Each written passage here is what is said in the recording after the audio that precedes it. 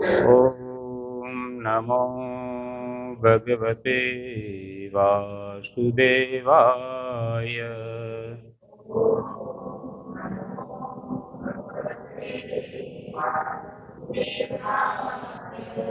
ઓમ નમો ભગવતે વાસુદેવાય.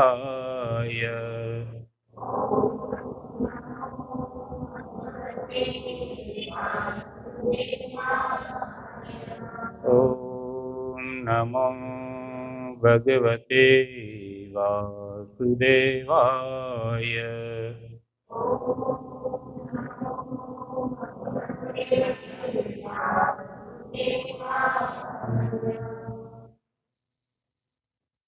ઓમ અજ્ઞાનતિમિરાન્ધસ્ય જ્ઞાનંજનશલાકયા ચક્ષુરુન્મિલિतं येन તસ્मै શ્રીગુરવે નમઃ.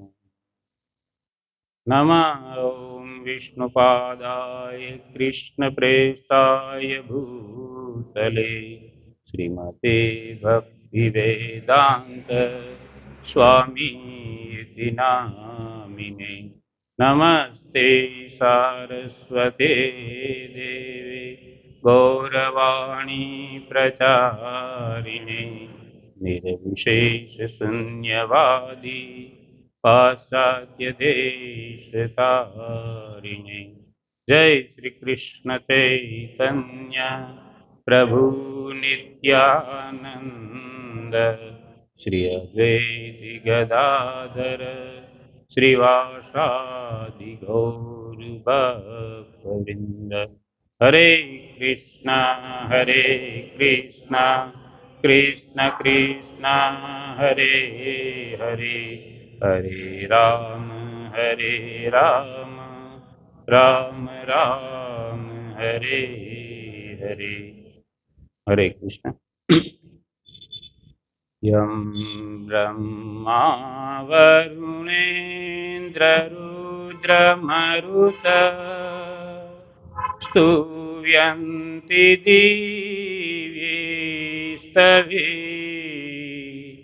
વેદે સાંગે પ્રતિક્રમો વનિષદે ગાયન્તિ યં સામગા ધ્યાનાવસ્તે તદિગતેન મનસા પશ્યન્તિ યં યોગિનો યસ્યાન્तं ન વિદુષુરા સુરગણા દેવાય તસ્મૈ નમઃ દેવાય તસ્મૈ નમઃ.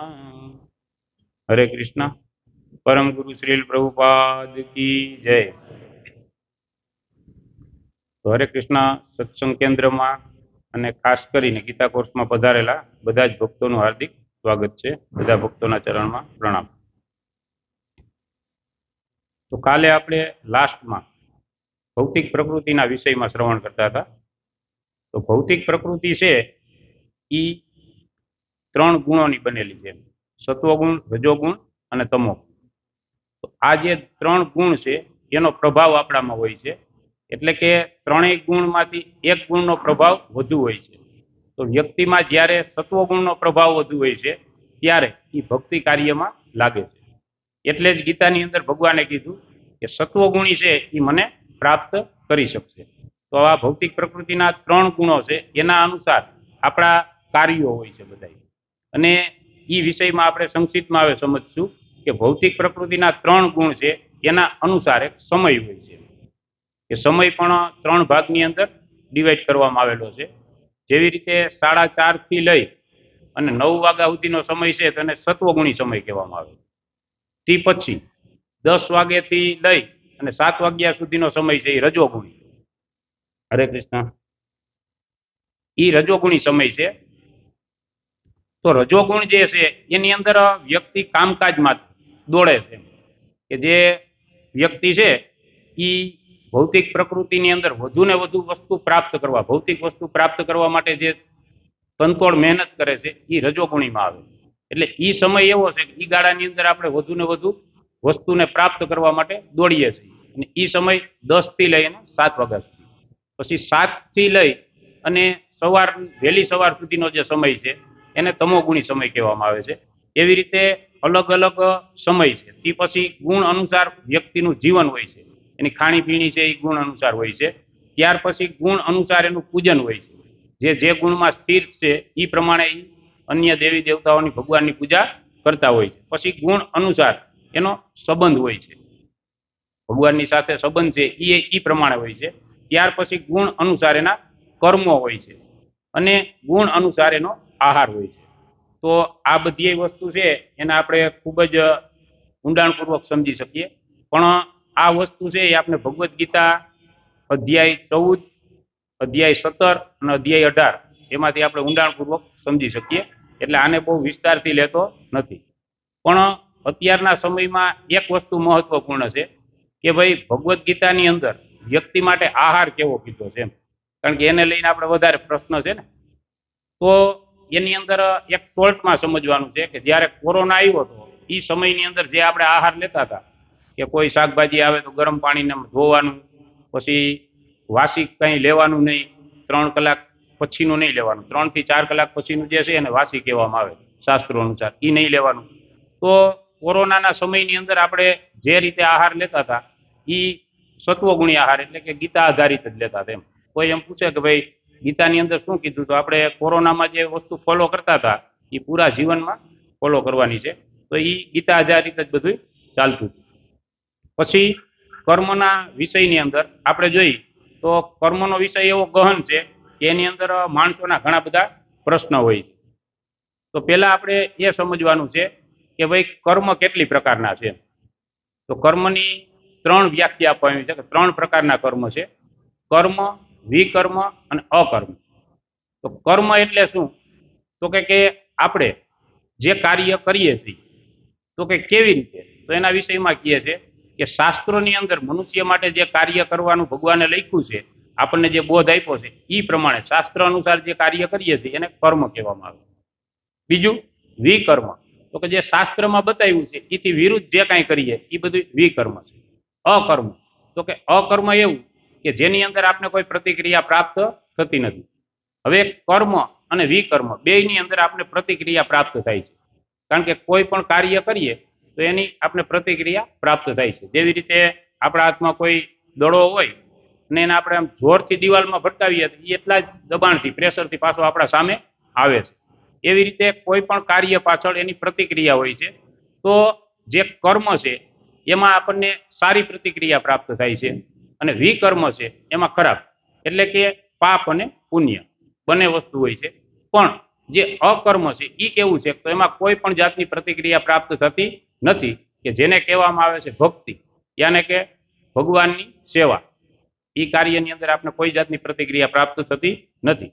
એટલે શાસ્ત્રોમાં કીધું છે કે આપણે અકર્મમાં લાગવું જોઈએ, જેથી કરી અને આપણે કર્મ બંધનમાં બંધાઈ નહીં.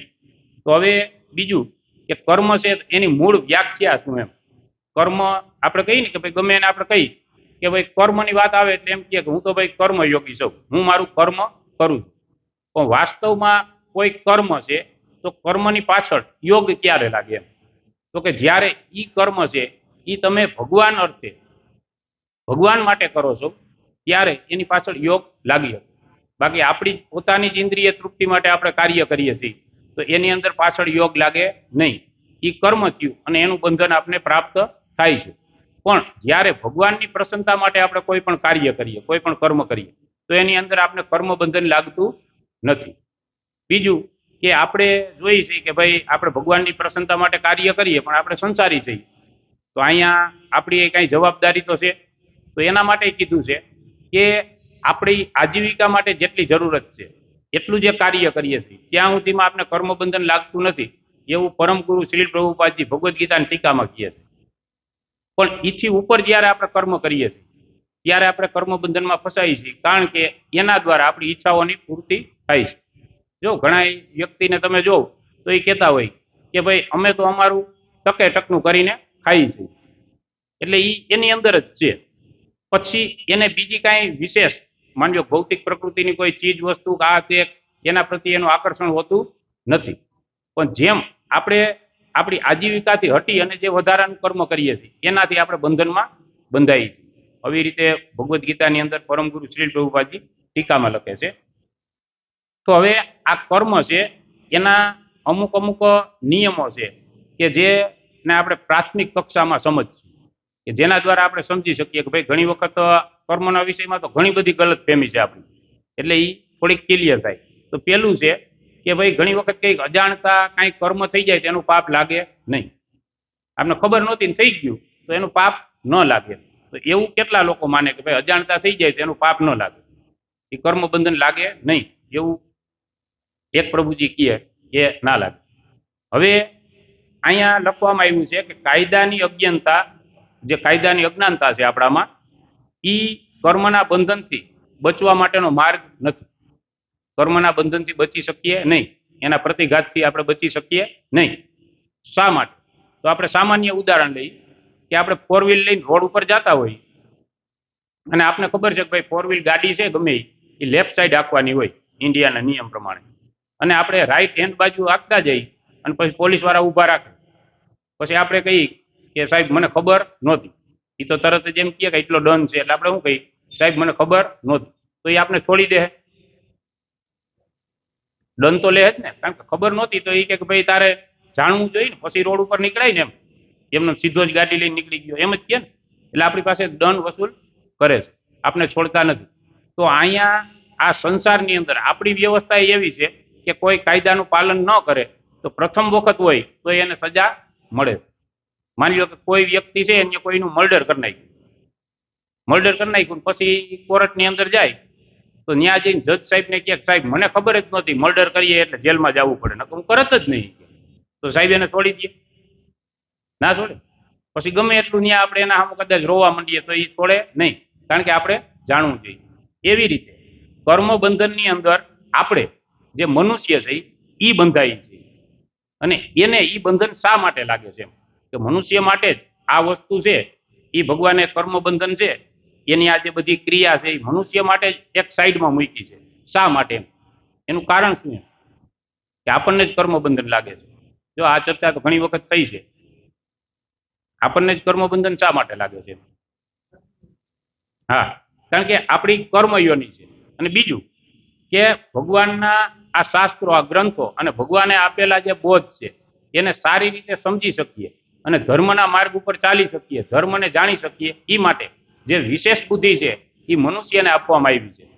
આપણને એ વિશેષ બુદ્ધિ આપી છે ને, કે જેના કારણે તો આપણે શ્રેષ્ઠ છીએ. આપણે પ્રથમ દિવસે ચર્ચા કરી કે આપણામાં શ્રેષ્ઠતા છે તેનું કારણ એ છે કે આપણે ધર્મને સમજી શકીએ છીએ. એટલા માટે આ બધા કર્મના કાયદા છે એ આપણા માટે લાગુ પડે છે. બીજું કે અહીંયા કોઈ રિશ્વત હાલતી નથી.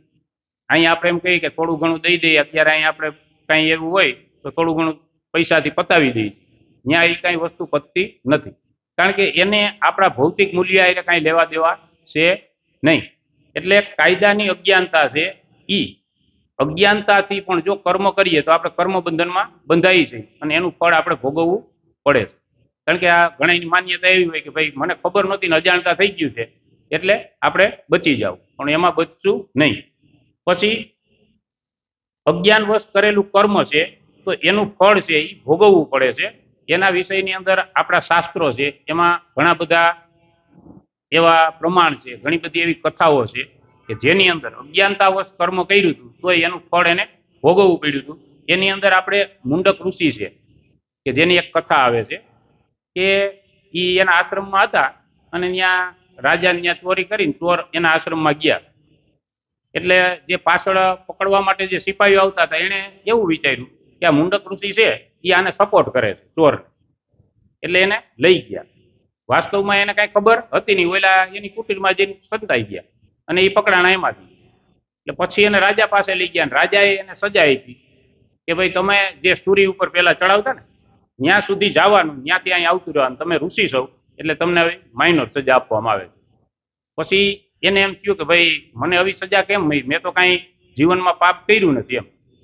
પછી જ્યારે નાના હતા ત્યારે એનાથી અજ્ઞાનતાવશ જે પતંગિયા છે એને કાંટા દ્વારા એને દર્દ આપ્યું હતું.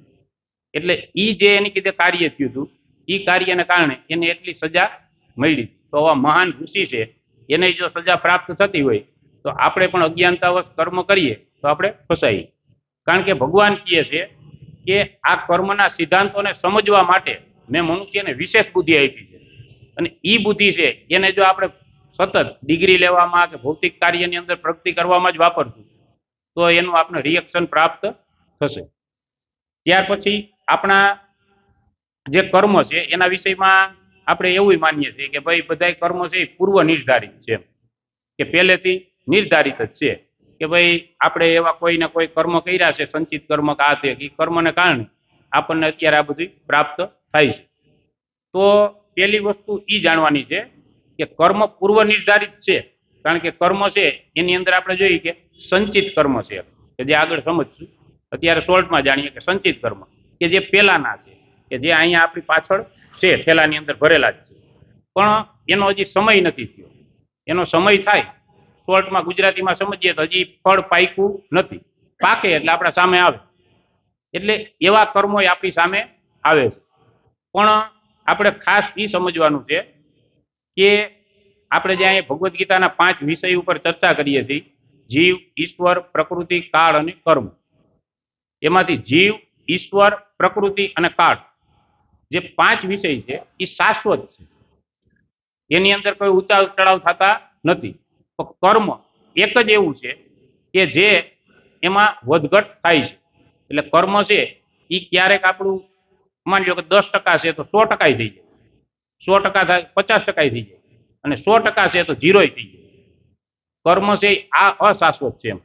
કારણ કે કર્મના બંધનથી સંપૂર્ણ રીતે આપણે મુક્ત થઈ શકીએ, અને એનો માર્ગ છે એ છે ભગવાનની પ્રેમમય સેવા, ભક્તિ, કે જેના દ્વારા આપણે આપણા બધા જ કર્મ બંધનથી મુક્ત થઈ જાય. જો ભગવાનની આપણે શરણાગતિ સ્વીકારી લઈએ તો ભગવદ્ ગીતામાં જ ભગવાન કહે છે ને કે સર્વ ધર્માન પરિત્યજ્ય મામ એકમ શરણમ વ્રજ. જો બધા જ ધર્મનો પરિત્યાગ કરી અને જીવ તું મારા ચરણમાં આવી જા તો હું તને બધા જ પાપ કર્મોથી મુક્ત કરી દઈ. એમાં તું કોઈ સંશય કરમાં અને નિશ્ચિત રહે કે હું તને મુક્ત કરી દઈ. તો કર્મ એક એવો વિષય છે કે જેની અંદર આપણે સંપૂર્ણ રીતે મુક્ત પણ થઈ શકીએ.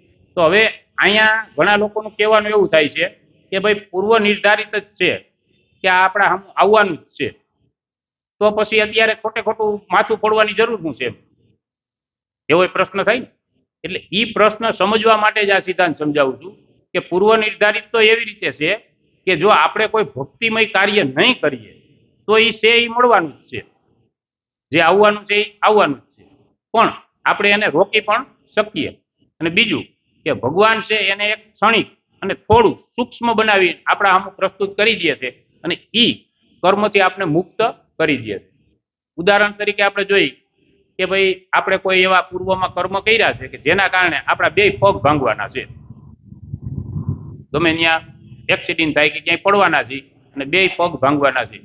પણ જો આપણે ભગવત સેવામાં લાગેલા છે, પરમ ગુરુ શ્રી પ્રભુપાદજી કહે કે એ ભગવાનની સેવામાં ભગવાન માટે જ જો કાર્ય કરે છે તો એને ટોકન રિએક્શન આવશે.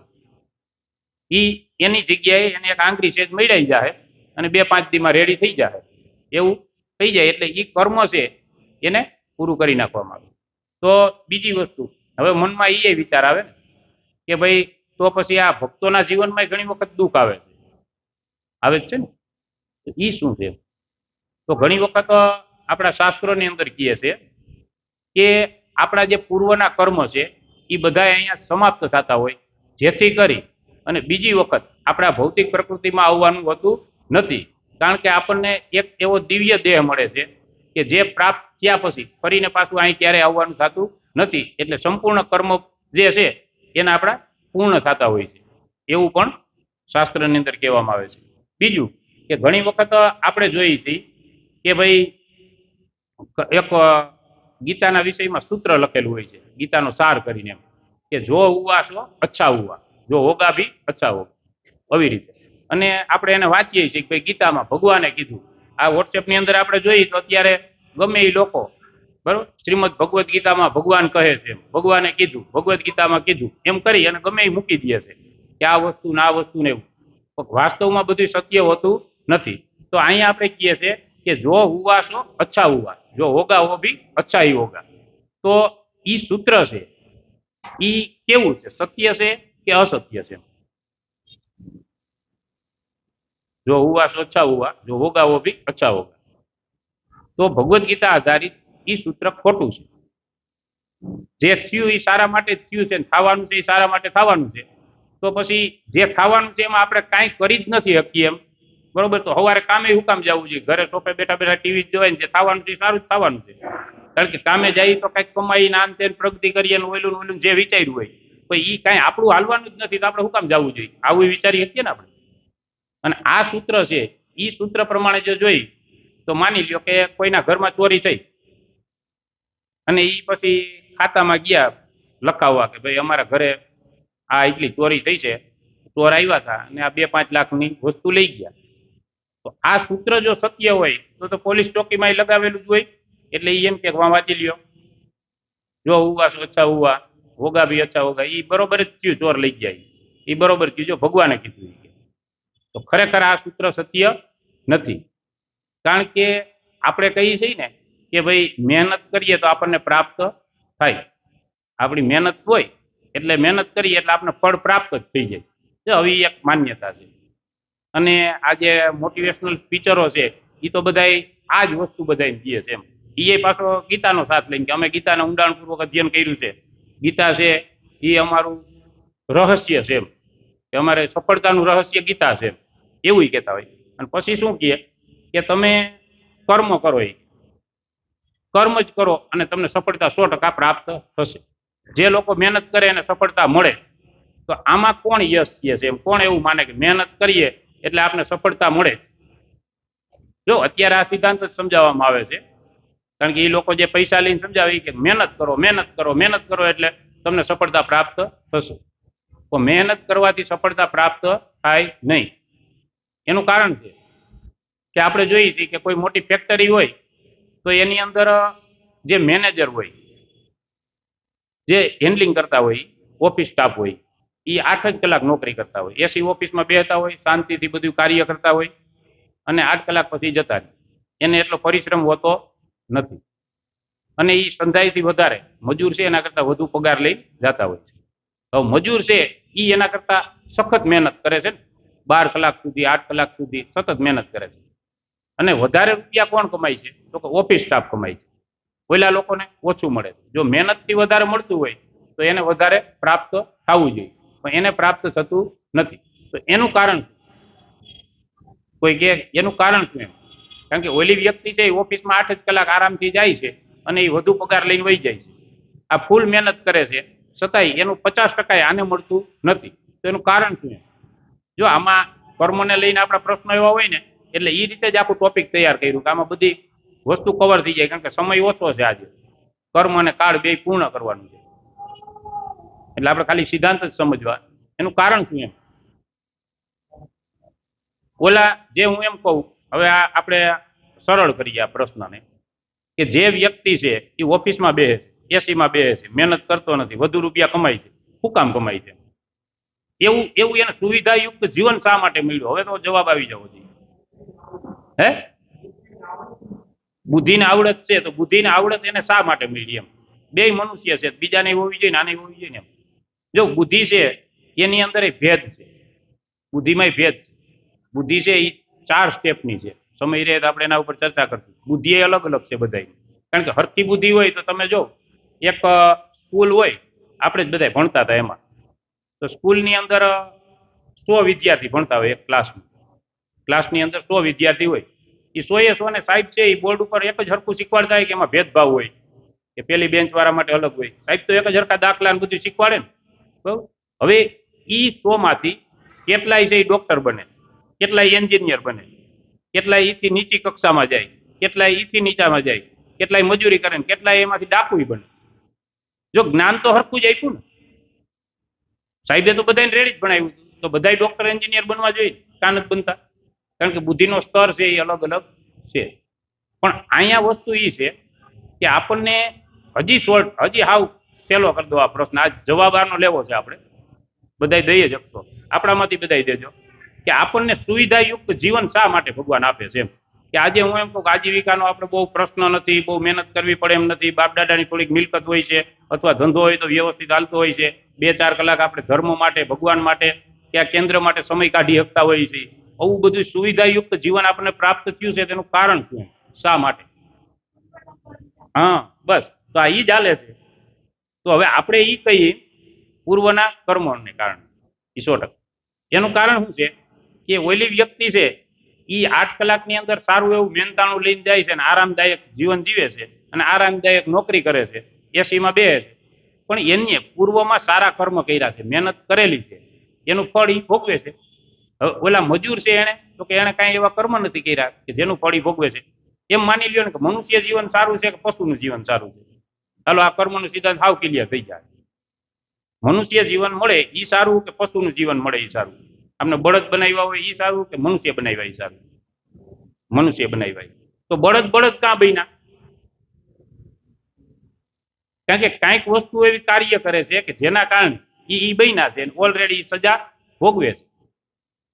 તો આપણને સુવિધાયુક્ત જીવન મળે છે તો એની અંદર એક કર્મ જ કાર્ય કરે છે. જો કર્મ છે એના કારણે આપણને સારો પરિવાર, મિત્રો, સગા સંબંધી, પછી આપણી સુંદરતા, જે બધું છે, જે કાંઈ પ્રાપ્ત થાય છે કર્મ અનુસાર થાય છે, કર્મને કારણે થાય છે. બાકી બીજી કોઈ વસ્તુ આમાં કાર્ય કરતી નથી. અને ઈ જે કર્મ છે એને ઝીરો કરી શકે. આમ જો તો અહીંયા જે કાંઈ રીતે આપણે ફસાઈએ છીએ એનું મૂળ કારણ છે એની અંદર 2 જ અક્ષર આવે છે, ની છે કર્મ. તો ભગવાને ગીતાની અંદર એવો માર્ગ બતાવ્યો છે કે આ કર્મ છે એને તમે ઝીરો કરી શકો, એને હાવ નીલ કરી શકો. તો આપણે જોઈએ ગીતાની અંદર એક શ્લોક છે 2.47 જેમાં કીધું કે કર્મણીય વાધિકા રસ્તે મા ફલેસુ કદાચન કર્મ ફૂલ સંગત હે. એટલે કે કર્મણીય વાધિકા રસ્તે, તો કે જે આપણે કર્તવ્ય કર્મ કરીએ છીએ એ કર્મ કરવામાં આપણો અધિકાર છે. કર્મ આપણે કરી શકીએ એટલો આપણો અધિકાર છે, પણ એનું ફળ ક્યારે આપવું, કેટલું આપવું ને કેવું આપવું ઈ મારું હાલ છે ભગવાન, એમાં તમારું હાલ છે નહીં.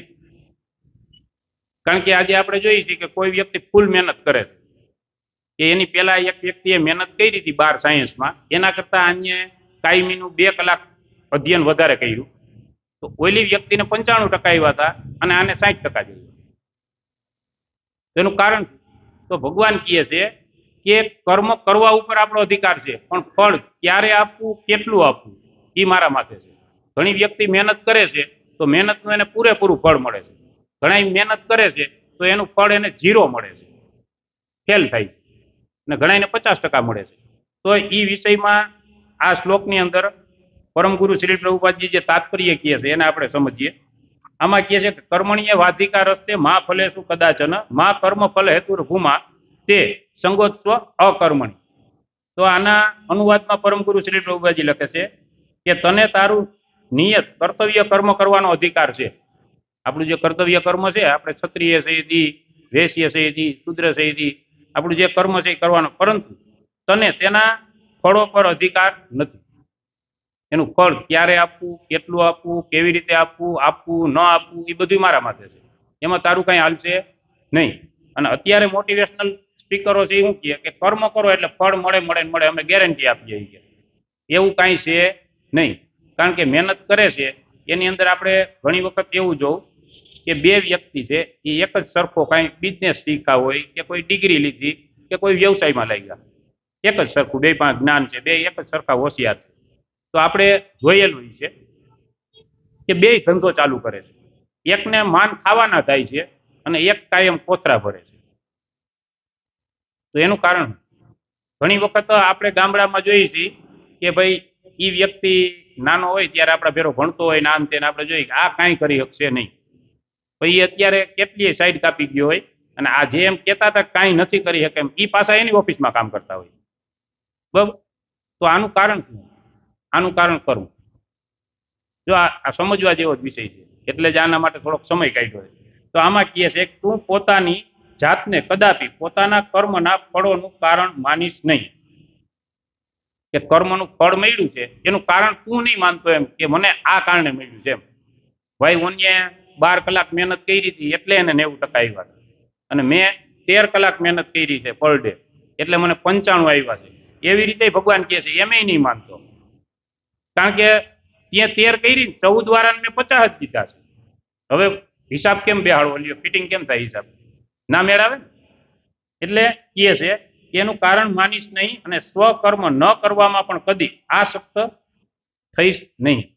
કઈ એવું નહીં માનતો કે આમાં મને નિષ્ફળતા મળે કે આ છે એટલે મારે સ્વકર્મ નથી કરવું. જે પ્રશ્ન અર્જુન સામે આવ્યો હતો, અર્જુનનું સ્વધર્મ રૂપી કર્મ શું હતું? ક્ષત્રિય હતો એટલે એનું કર્મ એક જ હતું કે યુદ્ધ કરવું. પછી સામે કોણ છે એ જોવાનું નહીં, પણ ક્ષત્રિયનો ધર્મ છે કે એને યુદ્ધ કરવું જોઈએ. એવી રીતે આપણે વેશ્ય છે તો આપણો ધર્મ છે, એમ બધાને અલગ અલગ ધર્મ છે. તો ઈ એનો સ્વધર્મ રૂપી કર્મ છોડવા માંગતો હતો. શા માટે? તો કે એ શરીરના ભાવથી, દેહાત્મ બુદ્ધિથી એમ વિચારતો હતો કે આ બધા મારા છે ને એને મારી તો મને પાપ લાગશે. પણ પછી જયારે એને ભગવદ્ ગીતા સારી રીતે સમજી તો એને મગજમાં બેહી ગયું કે ભાઈ ભગવાન કીએ એમ જ કરાય. આ બધું રેડી છે, કારણ કે ઠાકોરજી છે ઈ કીએ સત્ય છે. શું કામે? અને પછી એને યુદ્ધ કર્યું. તો યુદ્ધ કર્યું તો કોઈ કર્મબંધનમાં બંધાણો નથી અને ભગવાન ભેરો આમાં ફોટો આવી ગયો. જો આપણે કોઈક માની લો કે ત્યાં કઈ મોદી સાહેબ કે આવ્યા ને એકાદો ફોટો આવી જાય તો આપણે તરત જ સ્ટેટસમાં ચડાવી દઈએ કે ભાઈ હું મોદી સાહેબ ભેરો ઉભો હતો. જો આ તો ભગવાન ભેરો કાયમ આવી ગયો ફોટો. શું કામે? તો કે ભગવાને કીધું ઈ પ્રમાણે એને કર્યું છે. કારણ કે ભગવાન જે કહે છે એ કરીએ એ ભક્તિ છે. અને બીજું કે ભગવાનની સેવા થઈ ને, ભગવાને કીધું એ કરો છો એટલે તેની સેવા થઈ. તો ભગવાનની સેવા જે વ્યક્તિ કરે છે એ કર્મબંધનમાં બંધાતો નથી. તો હવે આપણને એમ થાય કે ભાઈ અર્જુન હતા તો એ તો ભગવાન એને ભેરા હતા ને એને પ્રત્યક્ષ બધું કીધું, તો આપણે શું કરવાનું છે એ કહી ગયા છે ને.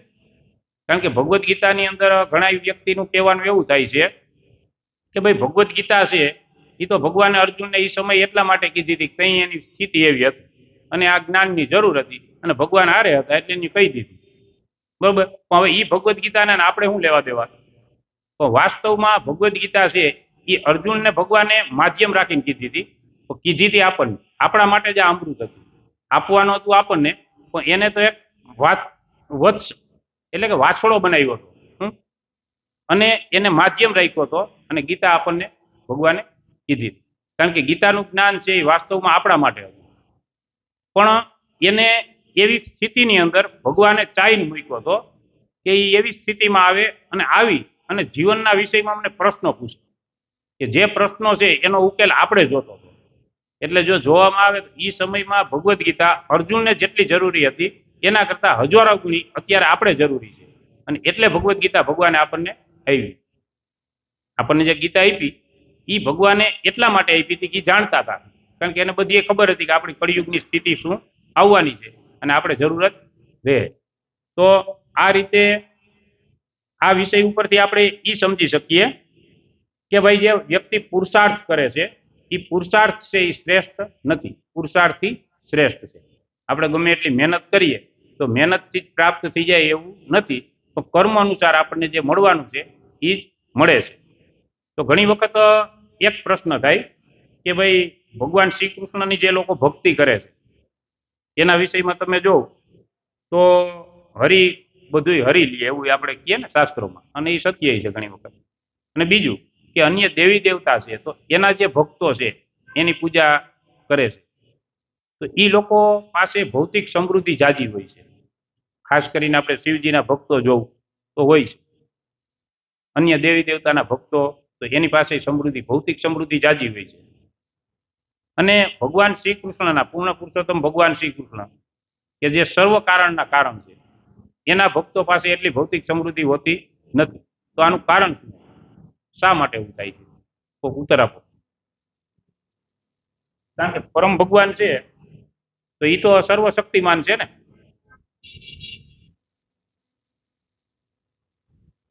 કારણ શું? કારણ કે નકર પ્રશ્ન એ થાય ને કે ભાઈ તો એવું ડાઉટ લાગે છે કે ભાઈ ભગવાન પરમ ભગવાન નહીં હોય.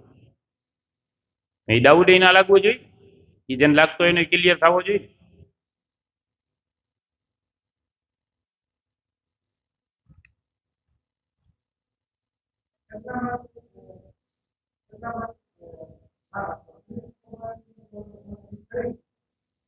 હા.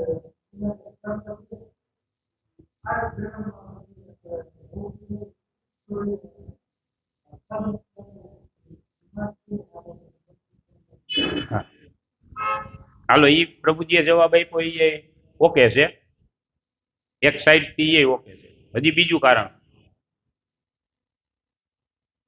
જો પ્રભુજીએ કીધું ને એ જવાબ એ રેડી છે કે ભૌતિક સુવિધા આપણને આપે તો આપણે એમાં ફસાઈ જાય, તો પછી ભક્તિ ને માળા મુકાઈ જાય. માની લ્યો કે કોઈ ઇસ્કોનમાં જોઈન્ટ થયા છે અને એ ટુ વ્હીલ લઈને આવે છે અને ભગવાનની કૃપા થઈ અને 2-3 ફેક્ટરી થઈ ગઈ, તો તમે વિચારો એ પછી માળા કરશે? કારણ કે એ વહીવટમાંથી જ નવરો નહીં થાય ને, એ માળા પછી સાઈડમાં મુકાઈ જાય. હવે એના કરતા આપણે આચાર્યો છે એ ઉદાહરણો આપે છે કે જેના દ્વારા ક્લિયર થાય છે કે આપણો બાળક હોય, આપણું છોકરું નાનું છે અને એને શરદી જેવું થયું છે અને એ આપણા જ ઘરે ગમે એટલી જીદ કરે અને ફ્રીજની અંદર આઈસ્ક્રીમ ઓલરેડી પડ્યું જ છે, જીદ કરે તો તમે એને આઈસ્ક્રીમ દો? ના દો. શું કામ ના દો? કે તમે એના પિતા છો, તમે ના દો. આ ખવડાવશું તો આની સ્થિતિ વધારે બગડશે, આને આ દેવાય નહીં, આ દેવું તો આના માટે દુઃખ જ છે. પાકું થયું? હવે ઈ થોડાક રૂપિયા લઈ, 10 ની નોટ કે 20 ની નોટ લઈ અને ત્યાં સોસાયટીમાં જે દુકાન હોય ત્યાં વયો જાય અને ત્યાં જઈને કે આઈસ્ક્રીમ દો, તો એવડો દઈ દે? કારણ કે એને કાંઈ લેવા દેવા છે નહીં. એમ ભગવાન છે એ આપણા પિતા છે, એટલે આપણું ભલું ઈચ્છે છે, એટલે એ આપણને એવી જ વસ્તુ આપશે અને એ સમયે જ આપશે કે જે સમયે આપણે જરૂર છે. એથી વધુ આપણને આપી દે તો આપણે આપણો માર્ગ ચૂકી જાવ. બીજું કે પરમગુરુ શ્રી પ્રભુપાદજીના જીવનનો દાખલો છે. પરમગુરુ શ્રી પ્રભુપાદજી પાસે ઘણી બધી મિલકત હતી, ઘણું બધું હતું, કારણ કે એના પિતાશ્રી છે એને એ સમયમાં એ વેપાર કરતા હતા કાપડનો, ઘણું સારું હતું. તો એક સમય એવો આવ્યો કે એની પાસે કાંઈ ના રહ્યું. આવું તો એનું કારણ શું? તો કે આપણે કહીએ છીએ ને કે હરી બધું હરી લે. કારણ કે જ્યારે વ્યક્તિ પાસે કાંઈ આશરો નથી રહેતો ને, એ સંપૂર્ણ રીતે ભગવાનને શરણાગત થઈ જાય છે. તો ઘણા વ્યક્તિનો એવો પ્રશ્ન હોય છે, એટલે આ પ્રશ્ન મેં અહીં પોઈન્ટ કે આના ઉપર આપણે ચર્ચા કરશું. આનું કારણ એ છે કે પિતા છે એ આપણું ભલું ઈચ્છે છે કે જો આને અહીંયા રમવાના રમકડા આપી દે ભૌતિક પ્રકૃતિના, તો એ અહીંયા જ રીમા કરશે અને પછી પુનરપી જનનમ પુનરપી મરણમ, આ ચક્કર ચાલુ રહેશે. એ ચક્કરથી મુક્ત કરવા માટે અમુક વસ્તુ એ આપણને આપતા નથી. તો તે પછી એક છે કે સારા અને ખરાબ કર્મ એકબીજાથી નષ્ટ થઈ જાય છે, એમ ડિલીટ થઈ જાય. માની લ્યો કે કોઈ વ્યક્તિ છે એને બહુ ખરાબ કર્મ કર્યા અને પછી 5-10 સારા કર્મ અને પુણ્ય કર્મ કરી લે અને એવું બધું કરી લે, તો ઓયલું એનું બધું ધોવાઈ જાય, એવું કોણ માને? એમાં કોણ યશ કહે? તો ઈ સિદ્ધાંતે, કારણ કે આમાં શું થાય છે કે આ વસ્તુમાંથી ગીતા આધારિત એટલે આપણે ચર્ચા કરીએ છીએ કે હું જે કહું ને એ અત્યારે બધા આપણે એમ કહીએ છીએ કે ભાઈ ના આપણે નથી માનતા, પણ વાસ્તવમાં સમાજની અંદર જોવું ને તો આવું જ હાલે છે કે ભાઈ તમારે કીધે આ થઈ ગયું, પાપ થઈ ગયું, આવું થઈ ગયું, કાંઈ વાંધો નહીં, મુંજાવમાં નહીં, કે તમે આ કરી નાખો, કે તમે આ યજ્ઞ કરી નાખો, ઓયલું કરી નાખો, બધું કમ્પ્લીટ થઈ ગયું, કાંઈ તમારે વાંધો આવશે નહીં. જો આવી રીતે પાટે ચડાવે છે. તો ગીતાની અંદર ભગવાન કહે છે કે જે સારું કાર્ય કરે છે, જે પાપ કરે છે એને પાપ કર્મનું ફળ ભોગવવું પડે છે. પુણ્ય કરે છે એ પુણ્યનું ફળ ભોગવવું પડે છે. પાપ અને પુણ્ય બરોબર છે, એ જમા ઉધાર થતું નથી. કારણ કે આપણે પેલી ઘણી વાણિયાની વાર્તા સાંભળીએ છીએ ને, કથા, કે ભાઈ એ તો સ્વર્ગમાં ગયો, એટલે પછી ત્યાં જઈને એને કીધું કે ભાઈ તારી પુણ્યની બેલેન્સ છે ને એ 60% છે અને 40%માં તારું પાપ છે. વાણિયા બુદ્ધિ એટલે કે એમાં હું વિચારવાનું જોઈએ, જમા ઉધાર કરી નાખો, 10% પુણ્ય વીધું નહીં, કે 40% માફ કરી નાખો, બે જમા ઉધાર કરો, 10-20% જે વહીજું પુણ્ય. હવે એની અંદર તમારી કે મને કે તમારે જે સ્વર્ગનો નરકની જે ચોકડી પડે ને ત્યાં ખૂણા ઉપર ને કોર્નરની દુકાન આપી દો, આપણે ત્યાં ધંધો ચાલુ કરીએ. આ વાણિયા બુદ્ધિ સમજાણું? એટલે જમા ઉધાર થાય નહીં, કારણ કે એને ત્યાં જઈને બુદ્ધિ દોડાવી કે અહીંયા લડી લેવું છે અને જમા ઉધાર કરી નાખીએ એટલે ઓલું બધી કાંઈ મટી જાય. અને આની અંદર જે તમે કે આનંદ આપો એ આપણે આનંદ કઈ જોતો નથી, કે આ એક કોર્નરની દુકાન આપી દો ને ડબલ શટર વાળી, એટલે આપણું કામ રેડી. તો એ વસ્તુ સંભવ નથી, જમા ઉધાર થતું નથી.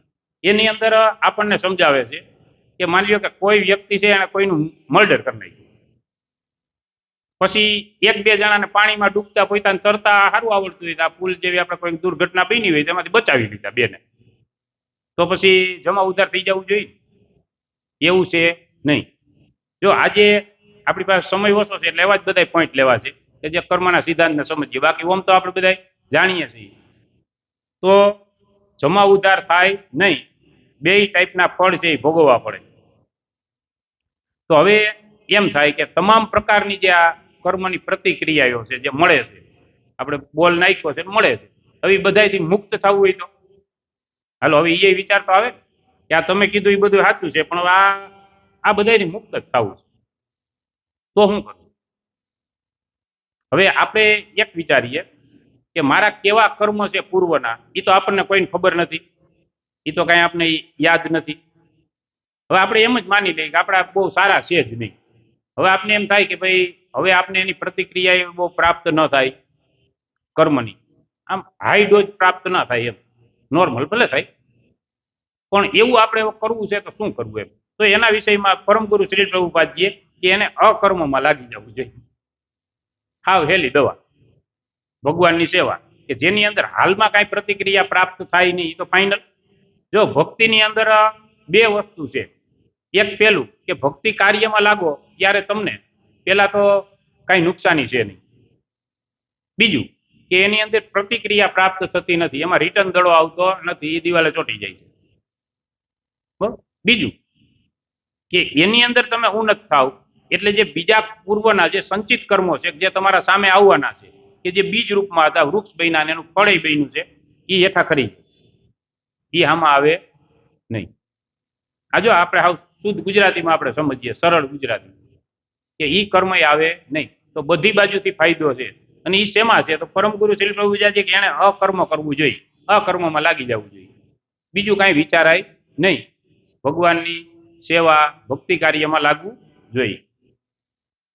ત્યાર પછી આપણને હવે એક બીજો એ વિચાર આવે કે માની લ્યો કે હવે પછી આપણે કર્મ કરીએ છીએ, ઈ કર્મ છે એમાંથી આપણે હવે બચવું છે. તો હાલો અત્યાર સુધી એટલું મેં કીધું, એના માથેથી તમને એવું સમજાઈ ગયું કે હવે કાલ સવારેથી આપણે અટાણ સુધી જે થયું છે, આ તો મેં કીધું કે ભક્તિમય કાર્ય કરવાનું, ચાલો એ કર્યું, પણ જે આપણા કાર્યો જે કરીએ છીએ રોજિંદા જીવન માટે, એ કર્મની અંદર આપણે એવું કાર્ય હવે પસંદ કરવું છે કે જેમાં કર્મબંધન ન લાગે. એવું કરવું હોય તો એના વિષયમાં શ્રીમદ ભગવદ્ ગીતાની અંદર શ્લોક છે કે જેમાં કહે છે યજ્ઞ અર્થાર્થ કર્મણો અન્યત્ર લોકો અયમ કર્મબંધન તદર્થ કર્મ કોંતે મુક્ત સંઘ સમાચાર. એમાં કહે છે કે વિષ્ણુ અર્થાર્થે, યજ્ઞ એટલે કે ભગવાન વિષ્ણુનું એક નામ છે, કૃષ્ણનું યજ્ઞ. યજ્ઞ અર્થાત એટલે ભગવાન વિષ્ણુના માટે જ તમારે કાર્ય કરવું જોઈએ, એની પ્રસન્નતા અર્થે કાર્ય કરવું જોઈએ, તો તમે કર્મબંધનમાં ક્યારેય બંધાશો નહીં અને કર્મબંધનથી મુક્ત રહેશો, એવી રીતે કહેવામાં આવ્યું છે. હવે આ બધી આપણે ચર્ચા કરી, તો હવે આપણને એવું થાય કે ભાઈ ભૌતિક પ્રકૃતિના 3 ગુણ છે એ આપણને હેરાણી કરે છે ને, કારણ કે 3 ગુણ છે ત્યાંથી જ આપણે શરૂઆત કરી ને કે 3 ગુણ છે એના કારણે અહીંયા આપણે બંધાઈ છીએ, આ કર્મબંધનમાં બંધાણા અહીં ફસાણા છીએ, એનું કારણ 3 ગુણ છે. તો ભાઈ 3 ગુણ છે એનાથી આપણે મુક્ત થવું, તો જ આપણામાં કંઈક સુધારો આવશે, તો જ આપણે સારી રીતે શુદ્ધ સત્વગુણમાં એમ કે કૃષ્ણ તત્વમાં સ્થિર થઈ શકશું. તો એના માટે ભગવદ્ ગીતાની અંદર ભગવાન કહે 7.14 કે દેવી એસા ગુણમય મમ માયા દુરતયા મામે યે પ્રપદ્યંતે માયા મેતામ તરંતિ. એટલે ભગવાન કહે છે કે ભૌતિક પ્રકૃતિના 3 ગુણોની બનેલી આ મારી દેવી માયા જીતવી અત્યંત કઠિન છે. અત્યારે અહીં માયામાં આપણે ફસાણા છીએ, એમાંથી મુક્ત થવું કઠિન છે, પણ જે મને શરણાગત થઈ જાય છે તે સરળતાથી આને પાર કરી જાય છે. એના માટે પછી કોઈ એવું રહેતું નથી, એ સરળતાપૂર્વક આને પાર કરી જાય છે. તો આ રીતે આપણે કર્મબંધનના અમુક અમુક જે મહત્વપૂર્ણ મુદ્દા છે એના ઉપર ચર્ચા કરી. હવે આપણે એક વિષય એ સમજવો છે કે આપણે અહીંયા અત્યારે વર્ણાશ્રમ ધર્મમાં, જેવી રીતે કે વર્ણાશ્રમ ધર્મનું ભગવાને ગીતાની અંદર વર્ણન કર્યું છે કે 4 વર્ણ અને આશ્રમ છે. એમાં આપણે ક્ષત્રિય છે, વૈશ્ય છે, શુદ્ર છે, આપણે વર્ણાશ્રમ ધર્મ પ્રમાણે આપણે આપણું કાર્ય કરીએ છીએ. તો એના વિષયમાં આપણે આજે શોર્ટમાં સમજશું, કારણ કે આ વિષય છોડવો નથી. એટલે તો વર્ણાશ્રમ ધર્મના વિષયમાં ભગવાને કીધું છે કે જે વ્યક્તિ વર્ણાશ્રમ ધર્મનું ખૂબ જ સારી રીતે પાલન કરે તો એ વ્યક્તિ આ સંસારમાં રહી પોતાનું કર્તવ્ય કર્મ કરતા કરતા પણ અહીંથી મુક્ત થઈ જાય છે. અને વર્ણાશ્રમ ધર્મ આધારિત આ સંસાર સારી રીતે ચાલી શકશે, નકર આ વ્યવસ્થિત ચાલશે પણ નહીં અને તમે કર્મ બંધનમાં બંધાઈ જશો. તો હવે આપણે જોઈએ છીએ કે ભાઈ ક્ષત્રિય છે, વૈશ્ય છે, શૂદ્ર છે, બ્રાહ્મણ છે. વર્ણાશ્રમ ધર્મની અંદર આપણે જોઈએ છીએ કે આ 3 વર્ણ 3 આશ્રમ છે. તો 3 વર્ણ આ છે. તો હવે એ 3 વર્ણની અંદર જોવામાં આવે તો બધાના કાર્યો અલગ અલગ આપવામાં આવ્યા છે. ક્ષત્રિય, વૈશ્ય, શૂદ્ર અને બ્રાહ્મણ. તો એની અંદર બ્રાહ્મણ છે એને ભગવાન એમ કીધું કે આ સમાજનું મસ્તિષ્ક છે, એમ કે બુદ્ધિજીવી બ્રાહ્મણ છે. પછી જે ક્ષત્રિય છે એ તાકાત છે, એટલે બાહુ હાથ છે. પછી વૈશ્ય છે એ પેટ છે અને શુદ્ર છે એ પગ. આ રીતે ભગવાને કીધું છે. હવે આ બધાય એકી સાથે રહી અને જો કાર્ય કરશે તો એને પૂર્ણ સફળતા પ્રાપ્ત થાય, નકર ઈ આ સંસારની અંદર દુઃખી થાય. તો હવે આપણે તો અત્યારે જે સહી તો આપણે માની લો કે જાજા ખરા વેપાર ધંધો ના અંતે કરીએ તો આપણે વેશ્યમાં આવીએ છીએ. તો આપણે છે આ સંસારમાંથી કેવી રીતે નીકળી શકીએ એમ? તો ભગવાન કહે કે આ સાથે મળી અને બધા એકી સાથે વ્યવસ્થિત કાર્ય કરશે ને તો અહીંથી મુક્ત થઈ શકશે, તો જ આ સંસારનું ચક્ર છે એ વ્યવસ્થિત ચાલશે. અત્યારે તમે જો કે હવે એ કાંઈ વર્ણ પ્રમાણે રહ્યું નથી. બીજું કે જન્મને આધારિત ભગવાન કે વર્ણ નથી. જે વર્ણ છે એ જન્મ આધારિત નથી, ગુણ કર્મ વિભાગ છે. ભગવાન કે ગુણ અને એના કર્મ અનુસાર છે, જન્મ આધારિત નથી. બ્રાહ્મણને ત્યાં જેનો જન્મ થાય બ્રાહ્મણ જ હોય એવું કહેવાય નહીં, કારણ કે એના ગુણ અને કર્મ જો બ્રાહ્મણ જેવા છે તો એ બ્રાહ્મણ કહેવાય, નકર એ બ્રાહ્મણ નથી. બ્રાહ્મણને ત્યાં જન્મ લેવાથી બ્રાહ્મણ ના થઈ જાય, એ પેલા સમજાવે. જેવી રીતે કે કોઈ જજ સાહેબ છે મોરબીના અહીંયા આપણે કોર્ટના, તો જજ સાહેબ છે એ આપણા પાડોશમાં રહેતા હોય અને એનો છોકરો ડેલી બાઈને નીકળે તો આપણે એને એમ કહીએ કે જજ સાહેબ જાય?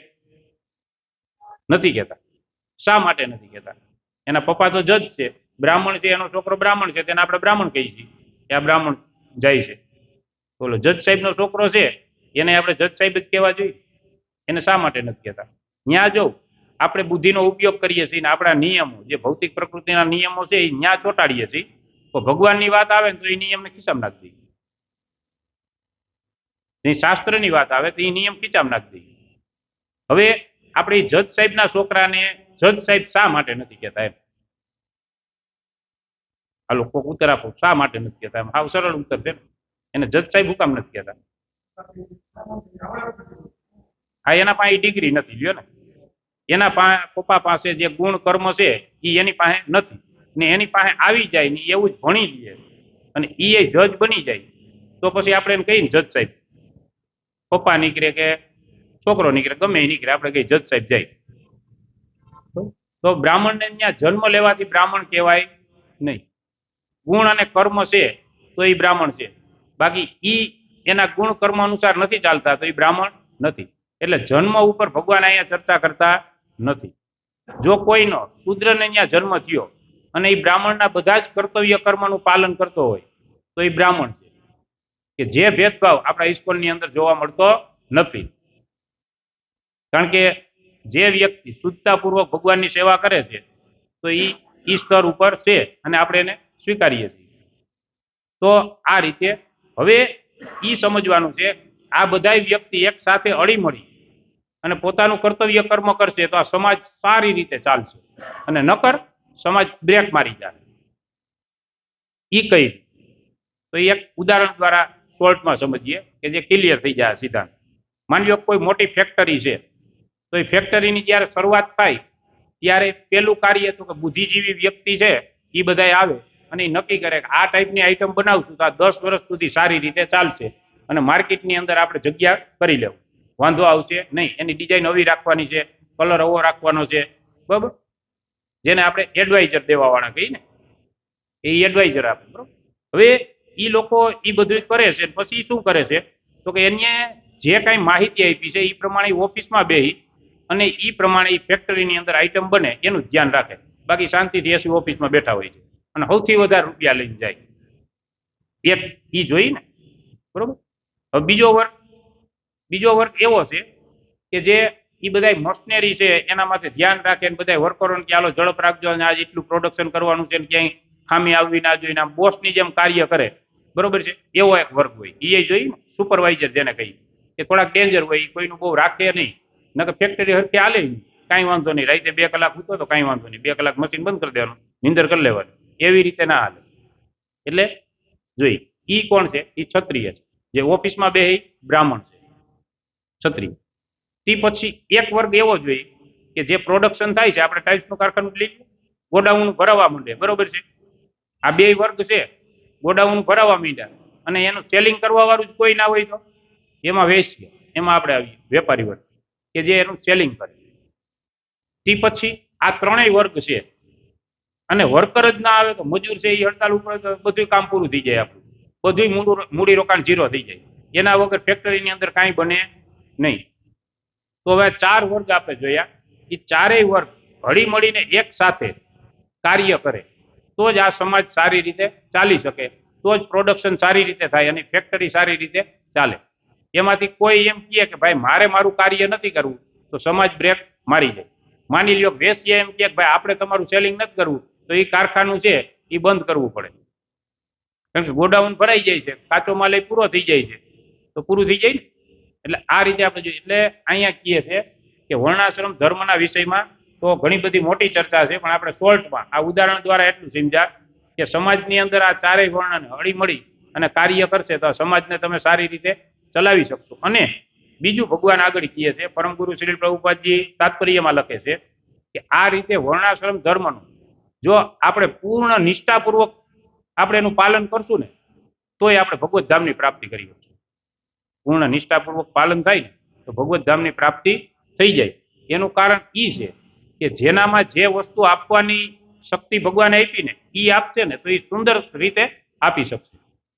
આજે માની લ્યો કે એક વ્યક્તિ છે એને એક બીજું જ કામ ફાવે ને એનાથી અલગ કામ તમે હોપો તો સારી રીતે કરી શકશે નહીં, પણ એની પાસે જે આવડત છે એ કાર્ય એની પાસે કરાવશો તો થોડો સમયમાં થોડા ખર્ચામાં અને એકદમ સ્પીડી અને સારું કરી શકશે.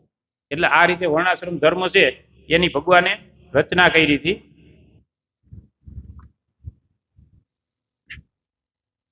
હવે એક મહત્વપૂર્ણ મુદ્દો છે જે કર્મ અનુસાર સમજવા જેવો છે કે આપણે આજે કાર્ય કરીએ છીએ એ કર્મ બંધનમાં કેવી રીતે ફસાઈ છીએ. કર્મ બંધનમાં આપણે ફસાઈ છીએ, ફસાઈ કેવી રીતે, એમ આપણી ઈચ્છાથી લઈ અને કેવી રીતે આપણે કર્મ બંધન સુધી પહોંચીએ છીએ એની અંદર 4 વસ્તુ સમજાવી છે. એક છે કુટુંબ, બીજું છે એક કુટુંબ, ત્યાર પછી બીજમ બીજ, તે પછી છે અપ્રારબ્ધ અને ત્યાર પછી છે પ્રારબ્ધ. કુટુંબ, બીજમ, અપ્રારબ્ધ અને પ્રારબ્ધ આ 4 વસ્તુ છે કે જેના દ્વારા વ્યક્તિ છે એ કર્મ બંધનમાં ફસાય છે, કર્મ બંધનમાં બંધાય છે. એ સાયકલ કેવી રીતે કાર્ય કરે છે, મનની અંદર કઈ ઈચ્છા થઈ એ ઈચ્છાથી કેવી રીતે આપણે કર્મ બંધનમાં ફસાઈ છે એની વાત ભગવદ્ ગીતામાં ભગવાને સમજાવી. એ અહીંયા આપણે સરળતાથી સમજવાની કોશિશ કરશું કે કુટુંબનો અર્થ છે કે આપણી અંદર રહેલા પાપ કર્મ કરવાની ટેવ અથવા વૃત્તિ અથવા સ્વભાવ, કે પાપ કર્મ કરવાની વૃત્તિ, સ્વભાવ, ટેવ કે જે અંદર છે, કે જે એવો મોકો મળે તો એ કરી લેવું, એવો સ્વભાવ માણસોની, એવી ટેવ, એવી વૃત્તિ હોય છે, એને કહેવામાં આવે છે કુટુંબ. જ્યારે આપણને પાપ કર્મ કરવાની તક મળે છે ત્યારે તે આપણે પાપ કર્મ કરી લઈએ છીએ. આવી જે વૃત્તિ છે, આવો જે સ્વભાવ છે એને કહેવામાં આવે છે કુટુંબ. જો આ સમજવા જેવો વિષય છે સરકારી. પછી બીજું છે એ છે બીજમ, તો કે જ્યારે એવો સમય મળે છે ત્યારે આપણે પાપ કર્મ કરી લેવાનું નક્કી કરી લઈએ છીએ. અને બીજું કે મોકો મળે છે તો એ પાપ કર્મ કરી લઈએ છીએ અને એ એવી રીતે કરીએ છીએ કે આપણને એમ લાગે ને સમાજને એમ લાગે કે મેં કર્યું નથી, કેણે કર્યું એ ખબર પડે નહીં. અને તે પછી પ્રારબ્ધ કે જે આપણે સજા ભોગવીએ છીએ પછી. હવે આ વસ્તુને આપણે જો આ સમજાવવામાં હાર્ડ છે એટલે આને સમજવામાં આપણે એક ઉદાહરણ લઈએ જેના દ્વારા હવે સરળતાથી ક્લિયર થઈ જાય, બધા સિદ્ધાંત યાદ રહી જાય.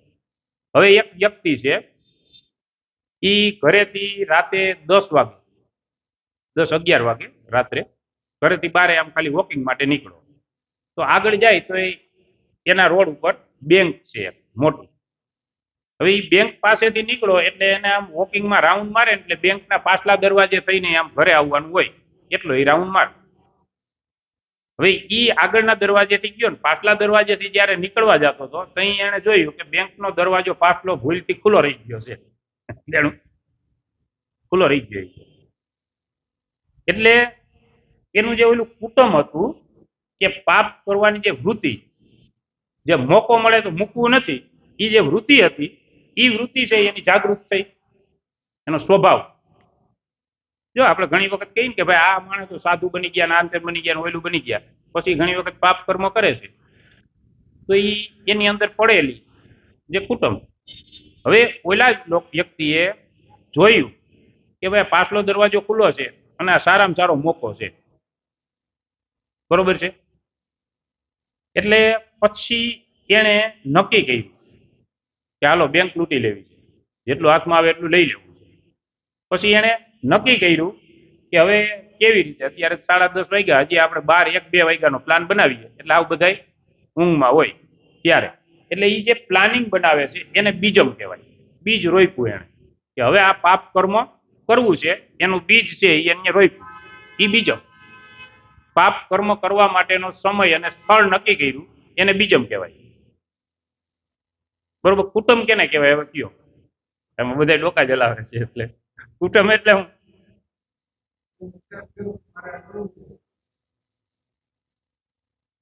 હા, એટલે મોકો જોયો એટલે અંદર પડી હતી એ ઈચ્છા ખામી આવી ગઈ કે આ કરી જ લેવાય, બરોબર છે. આ એટલી બધી મહેનત કરવી એના કરતા અહીંથી ઠેલો ભર લેવાય એમ. એટલે એ બીજમ થયું, પેલું કુટુંબ થયું. પછી બીજમ એ કે એને પાપ કરવા માટે સમય અને સ્થળ નક્કી કર્યું, એ થયું બીજમ. હવે તે પછી એના નસીબ જોર કરતા છે તો એને એ ચોરીએ કરી લીધી અને ઠેલોય ભરી લીધો, બધું રેડી થઈ ગયું, કોઈ દેખાય નહીં, ભાઈ ઘરે વયા ગયા, બધું આવી ગયું મેળે. હવે ઈ એને ચોરી કરી લીધી, ઈ શું થયું? ઈ એનું અપ્રારબ્ધ થયું. પાપ કરી લેવું એ અપ્રારબ્ધ, પાપ કરી લીધું ને અપ્રારબ્ધ. એટલે ઈ આપણે એક બીજ છે એને રોપી દીધું, એને વાવ્યું છે બીજને, એટલે અપ્રારબ્ધ. હવે વસ્તુ એવી બની કે એ બેંક લૂંટાઈ ગઈ છે, આ એકલો જ હતો, કાંઈ સબૂત કે કાંઈ હતું નહીં, પોલીસ વાળા ગમે માટા મારે મેળ આવે એમ હતો નહીં, એટલે આ પકડાતો નથી પકડાતો, 10 વર્ષ સુધી નથી પકડાતો. અને 10 વર્ષે કંઈક કડી મરે ને એના કારણે ભાઈ પકડાઈ જાય છે, અને પકડાઈ જાય છે પછી એને સજા થાય છે, જેલમાં જાય છે, બધું કરે છે. ઈ એનું પ્રારબ્ધ છે, સમજાય? ઈ પ્રારબ્ધ. કારણ કે એવા આપણા ઘણા બધા અપ્રારબ્ધ પીડા છે કે જેનું હજી આપણે ફળ મળ્યું નથી, મળવાનું બાકી છે. હવે ઈ અપ્રારબ્ધ છે એને ધળમૂળમાંથી કાપવા હોય તો એના માટે આ છે, બરોબર, ભગવાનનું નામ. કે ઈ જે અપ્રારબ્ધ છે એ સામે આવવાના. કારણ કે આપણે ખબર તો નથી આમાં શું છે કે અગાઉ મેસેજ એ નથી આવતો ને કે 3 દી કેડે ટાઈફોઈડ આવવાનો છે, એટલે અત્યારે તંતારે જે ખાવામાં ધબધબાટી બોલાવી 3 દી મજા કરી લ્યો, પછી કઈ ખવાય નહીં, સફરજન જ ખાવાના રે, બરાબર. એટલે એવું તો કઈ આવતું નથી. એટલે આ રીતે એક જ વસ્તુ છે કે અકર્મમાં લાગવું. હવે ઈ જે પ્રારબ્ધ કર્મ એનું સામું આવ્યું છે પછી એ ભોગવે છે અને એની સજા એને પ્રાપ્ત થાય છે. તો આ જે છે એ ઈચ્છાથી લઈ અને કર્મ સુધી કેવી રીતે પહોંચીએ એની પદ્ધતિ થઈ છે જે આપણે સમજી. હવે બીજું એ છે કે કર્મનું ફળ છે એ આપણને ક્યારે મળે છે અને કેવી રીતે મળે છે અને ક્યાં જન્મનું છે, આવો વિચાર એક આવે. તો એના વિષયમાં કહેવામાં આવે છે કે ક્યાં જન્મનું છે એ ક્યાંય લખેલું છે નહીં શાસ્ત્રમાં, કે તમને અત્યારે જે કર્મનું ફળ મળે છે એ તમારા આગલા જન્મનું પહેલા જન્મનું છે એવું લખેલું છે નહીં. અનેક જન્મ પહેલાનું પણ કર્મનું ફળ હોય શકે. હવે ઈ કેવી રીતે હોઈ શકે? તો માની લો કે પાપ કર્યું છે તો બીજા રાઉન્ડમાં ભગવાનને એ બધું જમા ઉધાર કરી નાખાય ને પછી વાહે હું કામ રહેવા દેવું જોઈએ? તો એવું કેમ બને એમ? એની કથા છે એ મહાભારતમાં છે, ધૃતરાષ્ટ્ર મહારાજની કથા. એના ઉપરથી કોઈ ઉત્તર આપી શકો કે એવું કેમ બને કે અનેક જન્મ પછી આપણને આપણા કર્મનું ફળ છે એ અનેક જન્મ વાળું આ જન્મમાં પ્રાપ્ત થાય છે? જો આ કર્મના સિદ્ધાંત છે, શા માટે એવું બને છે? તો હવે ધૃતરાષ્ટ્ર મહારાજ વાળી કથા સંક્ષિપ્તમાં આપણે સાંભળીએ એટલે આપણને એ સિદ્ધાંત ક્લિયર થઈ જાય. મહાભારતનું યુદ્ધ થયું અને મહાભારતનું યુદ્ધ પૂર્ણ થયું એટલે ધૃતરાષ્ટ્ર મહારાજના 100 પુત્રો છે એનું મૃત્યુ થયું. અને પછી યુધિષ્ઠિર મહારાજને પૂર્ણ પુરુષોત્તમ ભગવાન શ્રી કૃષ્ણ ને બધા રાજમહેલની અંદર પ્રવેશ કરે છે. તો ધૃતરાષ્ટ્ર મહારાજ છે એને મનની અંદર વિચાર જ હતો કે ભગવાન આવે ને એને ખબર હતી ભગવાન છે, એવું નથી એમ તો. કારણ કે એમ ખબર હતી કે અહીંયા બધા આવા ઉત્તર અહીંયા જ પ્રાપ્ત થાય. એટલે એ કે ભગવાન આવે ને એટલે પૂછવું છે કે મેં એવું તો હું પાપ કર્મ કર્યું કે આ એક જ જન્મમાં 100 પુત્રો છે એને મેં ખોઈ દીધા. એટલે એને મોકો જોયો, ભગવાન આવ્યા એટલે ભગવાનને મોકો જોયો એટલે ભગવાનને પ્રાર્થના કરી, ભગવાન તમે અહીંયા પધારો મારી પાસે, મને એક ઉત્તર આપો. ભગવાન કે કાંઈ વાંધો નહીં. ભગવાન ક્યાં? ભગવાનને કે આ જ પ્રશ્ન કર્યો કે મેં એવું તો શું કાર્ય કર્યું કે જેના કારણે આ એક જ જન્મમાં મારી નજર અમે મારા 100 છોકરોનું મૃત્યુ થયું? એટલે ભગવાને કીધું કે કર્મ અનુસાર. તો કે કર્મ અનુસાર હોય એ મને મગજમાં બેસતું નથી. કારણ કે ધૃતરાષ્ટ્ર મહારાજ એક એવા હતા કે એના 50 જન્મ યાદ હતા. 50 જન્મ એને યાદ હતા કે 50 જન્મ સુધી મેં હું કર્યું એ બધું એને યાદ હતું. એટલે ધૃતરાષ્ટ્ર મહારાજ કે મને મારા 50 જન્મ યાદ છે ને એની અંદર મેં કાંઈ પાપ કર્મ કર્યું નથી, મને પાકું છે ભગવાન, તો મને આ કેમ મળ્યું? ત્યારે ભગવાન કહે કે 50 જન્મ પહેલા તમે એક એવું પાપ કર્મ કર્યું છે જેની અંદર તમને શ્રાપ મળ્યો હતો કે જેવી રીતે અમારા સંતાનો 100 છે એને તમે હણ્યા છે એવી રીતે તમારા 100 સંતાનો હણા છે, એવું તમને શ્રાપ મળ્યો. તો ધૃતરાષ્ટ્ર મહારાજે પાછો એક વ્યવહારિક પ્રશ્ન કર્યો કે ઈ બરોબર છે, ઈ તો એ તમે કહો ને 51માં જન્મમાં, તો 52 ઈ ગાળામાં તઈ બધું કાર્યક્રમ પતી જવો જોઈએ ને, આ અટાણે શું કામ આવ્યું? એ ચોખ્ખું છે ને, આ જન્મમાં પાપ કર્યું તો આના પછી આપને મળી જાય એટલે ક્લિયર કટ થઈ જાય. એ ન્યા સુધી આ બધું લાંબુ લાંબુ આવેલું કે એનું કારણ? તો ઈ કહે છે કે તમારે ત્યાં 100 પુત્રનો જન્મ થાય ને એના માટે અઢળક પુણ્ય જોઈએ કે જે પુણ્ય તમારી પાસે હતું જ નહીં. આ 50 જન્મ સુધી તમે પુણ્ય એકત્રિત કર્યું અને એ પુણ્યના પ્રતાપે તમારે ત્યાં એકી સાથે 100 પુત્રનો જન્મ થયો. એટલે ઓલું જે તમારું અપ્રારબ્ધ છે એ પ્રારબ્ધ રૂપમાં તમારા સામે આવ્યું અને આ ક્લિયર કટ થયું. જો આ હવે સિદ્ધાંત હવે મગજમાં બે. તો હવે વસ્તુ સમજી લ્યો કે આપણે આગલા જન્મમાં કોઈના 3 છોકરાને વગર વાક્ય મારી નાખ્યા હોય અને આ જન્મમાં આપણી પાસે 2 જ હોય તો પછી ઓલું ફિટિંગ કેમ બધું બેહે? ના બેહે. એટલે આ વસ્તુ અહીં સમજાવે ભગવાન કે આ સિદ્ધાંત દ્વારા આપણે એ સમજી શકીએ કે આ રીતે કાર્ય કરે છે. તો હવે આપણે એ જોવાનું છે કે કર્મનું ફળ છે એ આપણે ક્યારે અને કેવી રીતે પ્રાપ્ત થાય છે. તો એના વિષયમાં 3 સ્તર ઉપર આપણે વાત કરશું. તો પહેલું જે છે કે જેમ કે કોઈ વ્યક્તિ છે એને તરત ફળ મળી જાય કર્મનું, એ કેવી રીતે મળે? તો કે કોઈને વાક વગર આપણે એકાદી લપાટ મારી દીધી, કાંઈ બિચારાનો વાક નથી ને એકાદી મારી તો ઓલો ધડ કરતો ન્યા ન્યા હામી દઈ દે, કાર્યક્રમ પૂરો. તો બે ના રસ્તે હોય જાય, ઓલો રવા પર રોડે હોય જાય, ઓલો વાવડી રોડે હોય જાય, કામ પૂરું થઈ ગયું, ફિનિશ. કારણ કે તાત્કાલિક રિઝલ્ટ. એક એવી રીતે મળે જો આ આવી રીતે આવું અસલ સમજાઈ જાય. હવે બીજું તો કે બેંક ડિપોઝિટ સિસ્ટમ છે કે જેની અંદર 5 વર્ષ સુધી આપણે થોડા થોડા દર મહિને ભરતા હોય, 5 વર્ષે એક જ હારે આવે. એમ 5 વર્ષ સુધી થોડું કરીએ પછી ધડીને કરવું 5મા વર્ષે તો હવે હાવ માઠી બેઠી વણતો હોય છે. 2025માં તો આપણી માઠી બેઠી, કારણ કે 5 વર્ષ ત્યાં બધી બેલેન્સ ભેગી થઈ હોય. એટલે બેંક ડિપોઝિટ જેમ કે 5 વર્ષ થોડા ભરવાના, 5 વર્ષે એક હારે આવે. પછી અમુક એવી સિસ્ટમ હોય એક હારે ભરી દેવાના, 15 વર્ષ કેડે ડબલ થઈને પાછા આવે. તો આ કર્મમાં એમ જ થાય ને આપણે કર્યું છે એ પડ્યું છે, એ હજી બીજ રૂપમાં છે, એ અંકુરિત થાય, વૃક્ષ બને, ફળ આવે, તો અહીં આપણા પાસે આવે. કારણ કે આપણે તીર છોડી દીધું છે, પણ તીર હજી હવામાં છે. એ જઈને ત્યાં જઈને એને અડે તો અહીં રિઝલ્ટ મળે ને કે ભાઈ ઓલી વસ્તુ પાડવી હતી એથી પડી ગઈ, ત્યાં સુધી તો ના મળે. તો આ રીતે એક બેંક આ ડિપોઝિટ સિસ્ટમ છે એ કાર્ય કરે છે.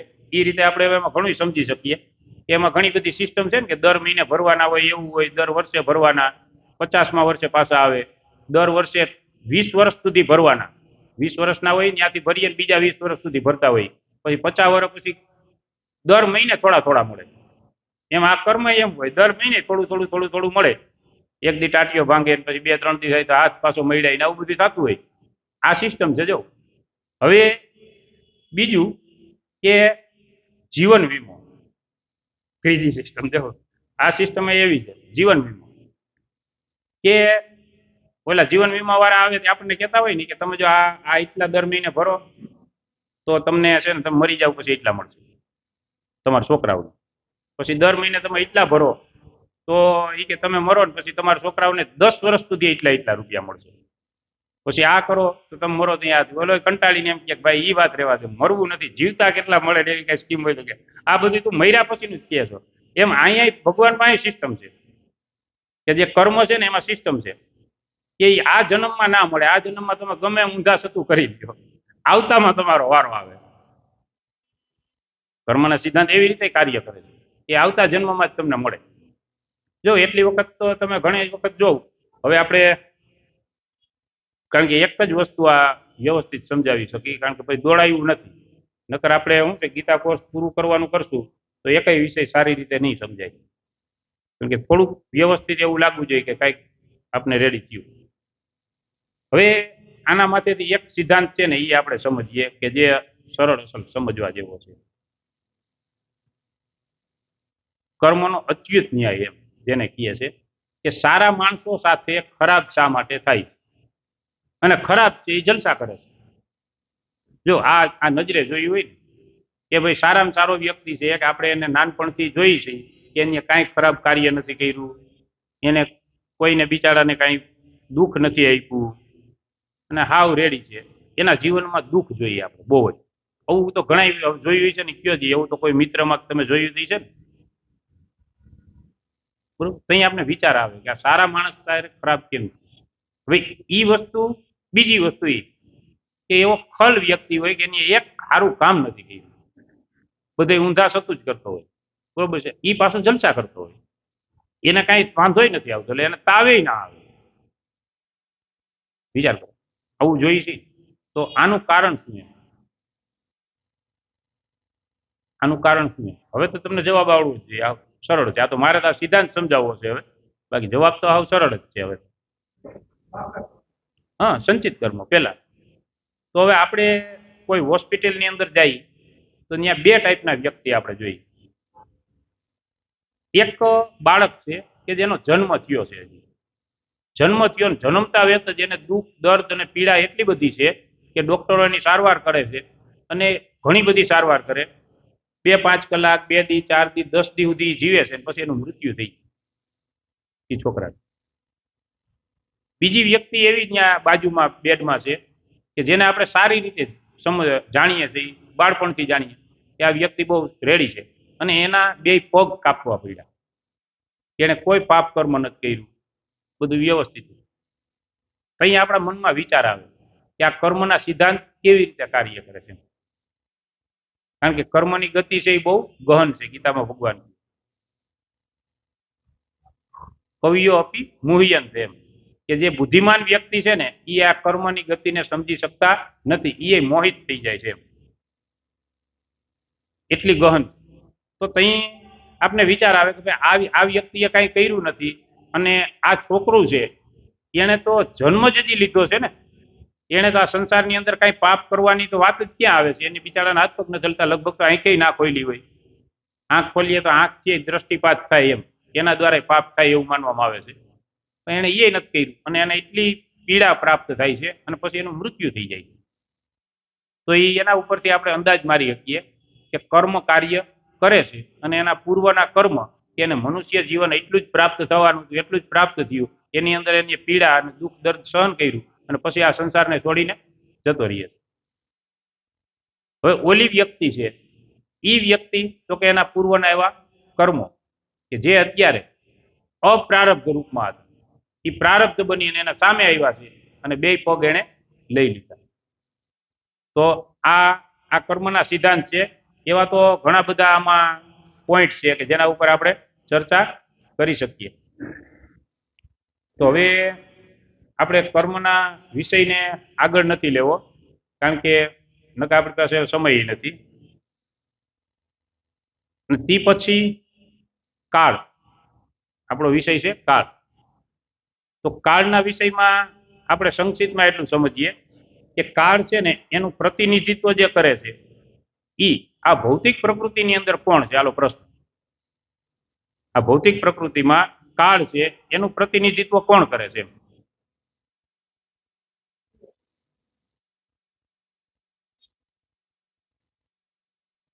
હા, માતાજી કે સૂર્યદેવ. હાલો, એ સૂર્યદેવ રાઈટ, સૂર્યદેવ કરે છે કે એ સવારે ઉગે અને સાંજે આથમે ત્યાં સુધીમાં આપણો એક દિવસ છે એનું કામ પૂરું કરી નાખે. કાળ, કાળ એટલે કે સમય, સમયને જે ખાય છે એ કાળ. તો ભગવાન ગીતામાં કહે છે ને કાળો છું એમ, હું કાળ છું બધાયનો. જે અર્જુન છે એ ભગવાન વિશ્વરૂપ દર્શન બતાવે તો એ અર્જુન છે એ ભગવાનને પ્રશ્ન પૂછે છે કે ભગવાન આ તમારું શું સ્વરૂપ છે? હવે તમે હતા એ મૂળ સ્વરૂપમાં આવી જાઓ, કારણ કે અર્જુનને ભયંકર લાગ્યું ભગવાનનું. ઓહ, ભગવાન તો એટલે ભગવાન તો કહે છે કે હું આ બધાનો નાશ કરવા માટે આવ્યો છું એમ, હું કાળ છું.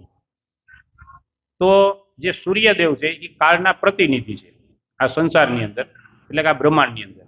એ એક દિવસની આપણો એક દિવસ થઈ જાય છે જ્યાંથી એ ઉગે છે અને આત્મે છે ત્યાં સુધી એક દિવસ આપણી 24 કલાક પૂરી થઈ જાય.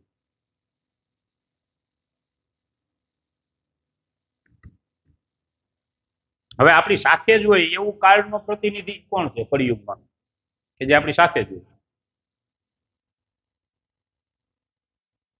એવું કોણ? ઘડિયાળ. એ કળિયુગનો પ્રતિનિધિ. એ હવે મોબાઈલ ગણી લ્યો ને, હવે આ આવી ગયું એટલે આમ જો 10 ને 7 એમ. એટલે ઈ કે જે આપણને બતાવે છે કે ભાઈ તારા જીવનમાંથી 15 મિનિટ ગઈ. કેમ કે આપણે એમ કહીએ છીએ ને કે ભાઈ હું એટલા વર્ષનો થયો, એટલા વર્ષનો થયો. ખરેખર એટલા વર્ષના થયા નથી, આપણે એટલા વર્ષના ગયા છીએ. કારણ કે આપણું એક ફિક્સ જ છે કે ભાઈ આપણું કે 65 કે 70 વર્ષ 80 વર્ષ. એમાં આપણે એમ કહીએ હું તો 32 વર્ષનો થયો, ઘણા કે 49 વર્ષનો થયો. 49 વર્ષનો થયો નહીં, 49 વર્ષનો ગયો, બરોબર છે. હવે વાહે વૈધો એનો હિસાબ કરી. હા, ચોખ્ખી જ વાત છે ને. એવી જ રીતે હાલે છે. છતાંય પાછું બર્થડેમાં ઘણા તો 72 વર્ષે પાછા પેંડા લઈને આવે કે ખાવ ખાવ, કે આપણે 72 પાર કરી ગયા, 73મું ચાલુ થયું. પછી આપણે એમ કહીએ બાપા શું કરો? તો કે કાંઈ નહીં, કે ટાઈમ જ નથી જતો. કે ઓટે જો આમ ઓલી ટેરી રમતા હોય કે તો તમારા પાણીમાં ગયા બાપા, તમે હજી માળા લઈ ગયો. કારણ કે હવે તમે હાવ એક્સપાયરી ડેટ ઉપર છો, બરોબર. ગમે ત્યાં જવાનું થાય તો માળા જ લેવાય ને. એટલે વ્યવસ્થિત જગ્યાએ જાય એટલે એવું છે. અને પાછા ઘણા આપણે છોકરાઓને જન્મદિવસ ઉજવીએ તો એમાંય નથી કરતા. જો કાળ છે ને એને તો આપણે આમ હાર લઈને જાય છે, સ્વાગત કરીએ, આવ આવતું તાર લે, તારી તો જરૂર હતી. અટાણે એવું હાલે છે. ઘણા હોય તો પેંડા લઈને આવે કે મારા છોકરાના એ કે આ જન્મદિવસના પેંડા ખાવ. આપણે તો શું હોય કે દે એટલે ખાઈ લઈએ, બરોબર. તો પછી આપણે પૂછીએ કે કેમ? તો કે મારો છોકરો તો 20 વર્ષનો થયો ને, એ ખુશીના પેંડા ખવડાવતા હોય. તો ખરેખર એને કોણ સમજાવે કે એ 20 વર્ષનો ગયો છે, થયો નથી. એના 20 વર્ષ ઓછા થયા છે, એમાં ખુશી મનાવવાની જરૂર નથી. વાસ્તવમાં જન્મદિવસને દિવસે જન્મદિવસ કેવી રીતે ઉજવવો એ આપણે તો ઇસ્કોનની અંદર તો આપણે બધા સહી રીતે જોઈ છીએ. આપણે હળદર બળદેવ પ્રભુનો ઉજવ્યો હતો એ સાચું છે એમ. કારણ કે આપણે અહીંયા આવ્યા છીએ અને જો ભક્તિ કાર્યમાં કે ક્યાંય લાગ્યા નથી કે કાંઈ સમજણમાં આવ્યું નથી અને આપણા જન્મદિવસ ઉજવ્યા કરીએ છીએ તો એ મૂર્ખાઈ. ભક્તિમાં લાગ્યા તો એવી રીતે કે ભાઈ હું અહીં આવ્યો છું, મને આ જીવન મળ્યું છે તેના માટે હું કાંઈક કરું છું, થોડુંક કર્યું છે. તો આનંદ રહીએ કે ભાઈ બરોબર છે, આપણે કંઈક માર્ગ મળી ગયો. તો હું એમ કહું કે વર્ષ દિવસ ત્યાં જ ઇસ્કોનમાં કે ગમે એ ધર્મ ક્ષેત્રમાં જોઈન્ટ થયા હોય અને એ પછી જન્મદિવસ આવે તો એ કીર્તન કરે ને ભજન કરે ને એવી રીતે ભક્તોને પ્રસાદ ખવડાવે ને એવી રીતે ઉજવે તો એ બરોબર છે. કારણ કે એને એમ થયું કે ભાઈ મને આ સંઘ મળ્યો છે જેનો મને આનંદ છે, કે આ વર્ષ દિવસની અંદર મેં અમુક મારા એવા અપ્રારબ્ધ છે કે જેનાથી હું મુક્ત થાય ભગવત કૃપાથી, તો સારું છે. પણ એવું હોતું નથી. અને આપણે એવી રીતે આ કાળ છે એને એમ કહીએ કે ભાઈ એનું સ્વાગત કરીએ છીએ. તો એવું છે. હવે આ જે સમય છે તો સમયના વિષયની અંદર આપણા શાસ્ત્રોની અંદર સમયની ઘણી વ્યાખ્યાઓ આપવામાં આવેલી છે. તો એ વ્યાખ્યા આધારિત આપણે એક સમજશું અને ત્યાર પછી આપણે પૂર્ણ કરશું. તો એની અંદર શોર્ટમાં સમજીએ તો સમયની વ્યાખ્યા આપણા ભાગવતમની અંદર આપી છે કે આ જગત છે એની અંદર નાનામાં નાની જે વસ્તુ હોય, જે હાવ જે સૂક્ષ્મ છે, બરોબર છે, એને પરમાણુ કહેવામાં આવે. તો એ પરમાણુ ઉપરથી આપણને સમયની વ્યાખ્યા આપવામાં આવી છે કે જેના ઉપર વૈજ્ઞાનિકોએ પછી આગળ જતા જે શોધ કરી, પણ અહીંયા આપણે એ સમજીએ કારણ કે આપણા શાસ્ત્રમાં છે ને એટલે સમજવી છે કે બે પરમાણુ જ્યારે એકત્રિત થાય ત્યારે એક અણુ બને છે અને 3 અણુનો એક ત્રસેણુ બને, અને એ 3 ત્રસેણુનો એક ત્રુટિ અને 100 ત્રુટિનો એક વેદ, અને 3 વેદનો એક લવ અને 3 લવનો એક નિમેષ. અને આવા જે નિમેષ છે એ 3 નિમેષની એક ક્ષણ થાય. હવે નિમેષ એટલે શું? તો કે આંખ પટપટાવીએ ને એટલો સમય, આમ આંખ ખોલીને બંધ કરીએ ને એને નિમેષ કહેવાય. 3 વખત આંખ પટપટ કરીએ ને અને જે થાય એને ક્ષણ કહેવાય. તે પછી 5 ક્ષણની એક કાષ્ટા, 15 કાષ્ટાનો એક લઘુ, 15 લઘુનો એક નાળિકા, 2 નાળિકાનું એક મુહૂર્ત. મુહૂર્ત હોય ને આપણે જોઈ આખો દિવસના, અને 6 નાળિકાનો એક પ્રહર. તો આખા દિવસની અંદર 8 પ્રહર હોય છે, દિવસ રાત થઈ 4 દિવસના અને 4 રાતના. ઘણી વખત આપણા જૂના જે વજુર બધા ડોહલા હોય ને એને તમે પૂછો ને, પેલા એ વાતું કરતા તેમ કહેતા શું હાલે છે, તો કે 8 પોર આનંદમાં, પોર કીએ ને પોહર ને 8 પોર આનંદમાં. એટલે બપોર પહેલા 2, સવારથી લઈ અને બપોર 12 વાગે 1 વાગે ત્યાં સુધીમાં 2 પહર, અને તે પછી સાંજ સુધીમાં 2, રાતના પાછા 4, એવા 8 પહર હોય છે જેને આપણે પોર કહીએ છીએ, 8 પોર આનંદમાં. તો મનુષ્યનો દિવસ અને રાત્રિ થઈ અને આવી રીતે કેટલા, તો કે 4 ને 4 8 પહર થાય છે. 15 દિવસ અને 15 દિવસની રાત્રિ થઈ અને એક પક્ષ થાય છે, 15 દિવસનો એક ને બીજા 15 દિવસનો એક, કે જે આપણે જેને શુક્લ પક્ષ ને કૃષ્ણ પક્ષ કહીએ છીએ, જે ગીતામાં આવે છે. અને એ 2 પક્ષ થાય છે. આવી રીતે 1 મહિનો થાય, આ રીતે 1 મહિનો, અને આ રીતે 1 વર્ષ આપણે અહીંયા ગણતરી કરીએ છીએ. હવે એની અંદર કીધું છે કે 1 વર્ષ જે છે એના વિષયમાં કીધું કે સૂર્ય છે એ 12 રાશિઓમાં જ્યારે ભ્રમણ કરે ને ત્યારે આપણું અહીં 1 વર્ષ પૂર્ણ થાય છે. અને આપણું 1 વર્ષ છે એ દેવતાઓનો 1 દિવસ સમાન છે. 1 દિવસ કહેવામાં આવે છે દેવતાઓને. એટલે આપણે જો શ્રાદ્ધ છે એ માની લો કે આપણે જે બાપાની તિથિ આવતી હોય તિથિની આપણે શ્રાદ્ધ નાખીએ, એટલે આપણે તો એમ વિચાર આવે કે ભાઈ વર્ષથી 1 વખત બાપાને ખવડાવીએ, એમાં બાપા થોડા ખુશ થતા હોય. ખરેખર ત્યાં 6 મહિનાની રાત્રિ 6 મહિનાનો દિવસ છે જ્યાં એ લોકો છે ત્યાં પિતૃલોકમાં. એટલે એ ઊંઘ કરી અને સવારે ઉઠી અને વ્યવસ્થિત અસલ આમ ફ્રેશ થઈ જાય, બ્રશ કરીને કમ્પ્લીટ, ત્યાં આપણે શ્રાદ્ધ નાખી દઈએ. એટલે એ રાજી જ હોય, કારણ કે સવારમાં ઉઠતા વેત જ બધું ભોજન મળી જાય છે. એટલે આપણને અહીં એવું થાય કે આપણે વર્ષથી શ્રાદ્ધ નાખીએ, પણ ખરેખર આપણે કન્ટિન્યુ કાયમી ખવડાવીએ છીએ. આ આપણા શાસ્ત્રો કહે છે એમ. તો એ રીતે આપણું શ્રાદ્ધ ત્યાં પહોંચે છે. તો હવે કાળના વિષયમાં આપણે બીજું વિશેષ તો કાંઈ નથી સમજવું, કારણ કે કાળના વિષયમાં આપણે કાલે એ સમજ્યા હતા કે જેના માટેથી આપણે એ સમજી ગયા હતા કે ભગવાન છે યા બ્રહ્માંડ છે એની અંદર કાળ સ્વરૂપે, સૃષ્ટિમાં કાળ સ્વરૂપે પ્રવેશ કરે છે, અને પ્રવેશ કર્યા પછી જ આ જે સૃષ્ટિ છે એ ચલાયમાન થાય છે. ચલાયમાન એટલે કે ભૂત ભવિષ્ય અને વર્તમાનની અસર થાય છે, જેના કારણે અહીંયા જન્મ થાય છે વ્યક્તિનો. જો એની અંદર આ સૃષ્ટિની અંદર જોઈએ ને તો આમ 6 વિકાર છે.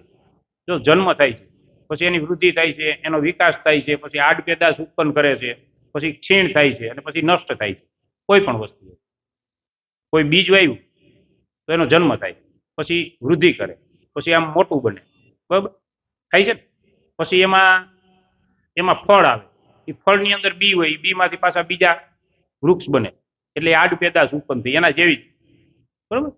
પછી તો કે એનો સમય થાય એટલે જો જૂના આપણે ગામડાની અંદર મોટા મોટા વડ ને તમે જોવ, પછી ધીરે ધીરે ધીરે સુકાવાનું ચાલુ થાય, પાંદડા ને ડાયરખાન ખરવા માંડે અને એ નષ્ટ થઈ જાય છે. એટલે એ ક્ષીણ થાય છે. પેલા હાવ હતું એમ એના કરતા ક્ષીણ થાય અને પછી નષ્ટ થઈ જાય. જે વસ્તુ આપણે મનુષ્યના શરીરમાં જોઈ શકીએ, જન્મ થાય એ પછી વિકાસ થાય, પછી વૃદ્ધિ થાય, પછી ગરડા થાય છે, વચ્ચે આપણે આડ પેદાશ એટલે કે આપણા જેવા સંતાનો ઉત્પન્ન કરીએ, પછી આપણે ગરડા થાય તે પાછા આપણે સિંગલ બોડીના થતા જઈએ, અને તે પછી શરીર ક્ષીણ થાય એટલે એ શરીર છે નષ્ટ થઈ જાય છે, એટલે કે મૃત્યુ થઈ જાય, આત્મા એમાંથી નીકળી જાય, બીજે જતા. તો આ રીતે આપણે જોઈ છીએ. હવે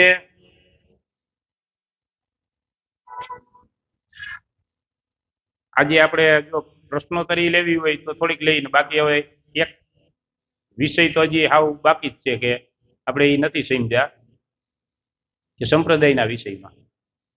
હાલો પ્રશ્ન કરી આપણે ઓફલાઈનમાં પછી લેશું ગમે તે. બીજું શું? તો જો આપણે ભગવાન દ્વારા 4 સંપ્રદાય છે એની સ્થાપના કરવામાં આવી છે કે જેનું વર્ણન પદ્મ પુરાણની અંદર છે. તો એ 4 સંપ્રદાયમાંથી આપણે અત્યારે કયા સંપ્રદાયમાં છે એ થોડું ક્લિયર કરીએ અને શોર્ટમાં. તો એની અંદર લખ્યું છે કે સંપ્રદાય વિહીનાએ મંત્રાસ્તે વિફલા મતા અતઃ કલો ભવિષ્યંતી ચત્વાર સંપ્રદાય. એટલે કે આ સંસારની અંદર પૂર્ણ પુરુષોત્તમ ભગવાન શ્રી કૃષ્ણ દ્વારા 4 સંપ્રદાય છે એની સ્થાપના કરવામાં આવી છે, શરૂઆત કરવામાં આવી છે.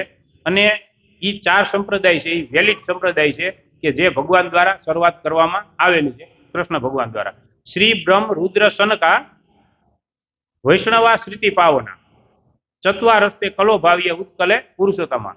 એટલે કે શ્રી બ્રહ્મ રુદ્ર અને સનક આ 4 સંપ્રદાય છે એની વૈષ્ણવો છે. વૈષ્ણવો છે એ પરમ પવિત્ર બની શકે એ માટે ભગવાન દ્વારા, પૂર્ણ પુરુષોત્તમ ભગવાન શ્રી કૃષ્ણ દ્વારા એની શરૂઆત કરવામાં આવેલી છે. તે પછી એ 4 સંપ્રદાય છે એ ક્યાં છે અને એ 4 સંપ્રદાયના કળિયુગના પ્રથમ આચાર્ય કોણ થયા એનું વર્ણન પદ્મ પુરાણમાં પહેલેથી થયેલું છે. જો આપણે ઘણા કહીએ ને કે આપણા જે શાસ્ત્રો છે એના વિષયમાં ભાઈ તો ઋષિ મુનિ બધા હતા ને કઈ કામ ધંધા હતા ને નવરા બેઠા હતા એટલે એ નવરા બેઠા બેઠા લખ્યા કર્યા, કોઈ એવું છે નહીં. એને જે કીધું એ વસ્તુ થઈ છે અને એ આચાર્યો આવ્યા છે કે જે આમાં આપણે નામ સાંભળીએ. જો એમાં કીધું છે કે રામાનુજમ શ્રી ચક્રે, રામાનુજાચાર્ય છે એ શ્રી સંપ્રદાયના પ્રથમ કળિયુગના આચાર્ય બનશે, એ વેલા લખેલું છે, પદ્મ પુરાણનો શ્લોક છે. બરાબર. પછી મધ્વાચાર્ય ચતુર્મુખ, ચતુર્મુખ એટલે કે બ્રહ્માજી 4 મુખવાળા, એ જે બ્રહ્મ સંપ્રદાય છે એના આચાર્ય છે મધ્વાચાર્ય આવશે. તો આપણે બ્રહ્મ સંપ્રદાયમાં આવીએ છીએ, મધ્વાચાર્ય વાળી પરંપરામાં. બરાબર. પછી શ્રી વિષ્ણુ સ્વામી નામ રુદ્ર, રુદ્ર સંપ્રદાય છે એમાં વિષ્ણુ સ્વામી આવે, કળિયુગના પ્રથમ આચાર્ય. અને તે પછી નિંબાદિત્યમ ચતુર્સન એટલે 4 કુમારો દ્વારા જે સંપ્રદાયની શરૂઆત થઈ એમાં નિંબાકાચાર્ય આવે છે. તો આ જે 4 સંપ્રદાય છે એની શરૂઆત ભગવાન દ્વારા કરવામાં આવી છે. અને આ 4 સંપ્રદાય છે એમાંથી જો કોઈ મંત્ર લેવામાં આવે તો એ મંત્રનો આપને પૂર્ણ ફળ પ્રાપ્ત થાય છે. અને જો એ 4 સંપ્રદાય બારું મંત્ર લઈ તો એનું પૂર્ણ ફળ પ્રાપ્ત થતું નથી. એ અહીંયા કીધું છે પહેલા શ્લોકમાં કે સંપ્રદાય વિહીનાએ મંત્રાસ્તે વિફલા મતા. એમ કે સંપ્રદાય વગર જો ક્યાંયથી કોઈ પણ મંત્ર લઈ લેવામાં આવે તો એનું ફળ પ્રાપ્ત થતું નથી. વિફલા મતા, એમ એનું ફળ પ્રાપ્ત થતું નથી. જો આ સંસ્કૃતમાં સમજાય એવું જ છે, વિફલા મતા. પછી કીધું છે કે શ્રી સંપ્રદાય, તો શ્રી સંપ્રદાયની જે શરૂઆત કરી એની અંદર ભગવાને શ્રી એટલે લક્ષ્મીજીને જ્ઞાન આપ્યું અને લક્ષ્મીજી દ્વારા એક સંપ્રદાયની શરૂઆત થઈ જેને શ્રી સંપ્રદાય કહેવામાં આવે છે. તે પછી બ્રહ્માજીને જ્ઞાન આપ્યું કે જે આપણે શરૂઆતમાં ચર્ચા કરી હતી કે બ્રહ્માજીને ભગવાને જ્ઞાન આપ્યું, તેને બ્રહ્મ હૃદય આદિ કવિ. અને બ્રહ્માજી દ્વારા એક સંપ્રદાયની શરૂઆત થઈ કે જે સંપ્રદાયમાં આપણે આવીએ છીએ, ઈસ્કોન. અને ઈ બ્રહ્મ સંપ્રદાય છે. તે પછી વિષ્ણુ સ્વામી નામ રુદ્ર એટલે કે રુદ્ર એટલે કે શિવજીને ભગવાને જ્ઞાન પ્રાપ્ત કર્યું. શિવજી દ્વારા એક સંપ્રદાયની શરૂઆત થઈ અને એ સંપ્રદાય આગળ જતા આજથી માનજો કે ચૈતન્ય મહાપ્રભુનું જ્યારે પ્રાગટ્ય થયું એ સમયમાં વલ્ભાચાર્ય આવ્યા હતા એ સમકાળમાં. અને વલ્ભાચાર્ય છે એને ઈ સંપ્રદાય છે એનું પુષ્ટિ માર્ગીય સંપ્રદાય આપ્યું અને ભગવાન શ્રી બાલકૃષ્ણની સેવા છે ઈ આવી. એટલે જે હવેલી ધર્મ છે ને ઈ રુદ્ર સંપ્રદાયમાં આવે. હવેલી ધર્મવાળો સંપ્રદાય છે ને આપણે 84 બેઠક વાળો આ ઈ. બરાબર. પછી નિંબાદિત્યમ ચતુર્સન એટલે જે 4 કુમારો છે એના દ્વારા એક સંપ્રદાય ચાલુ કરવામાં આવ્યો હતો.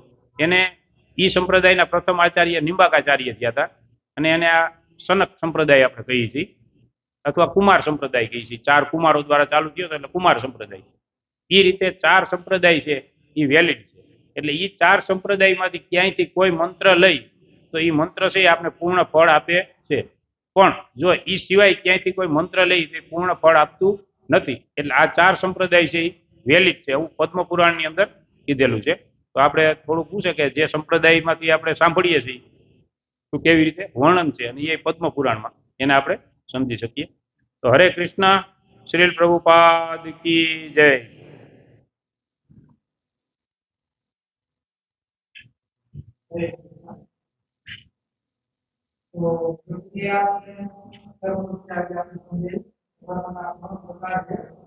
કર્મ વિકર્મ અને અકર્મ. તો કર્મ જે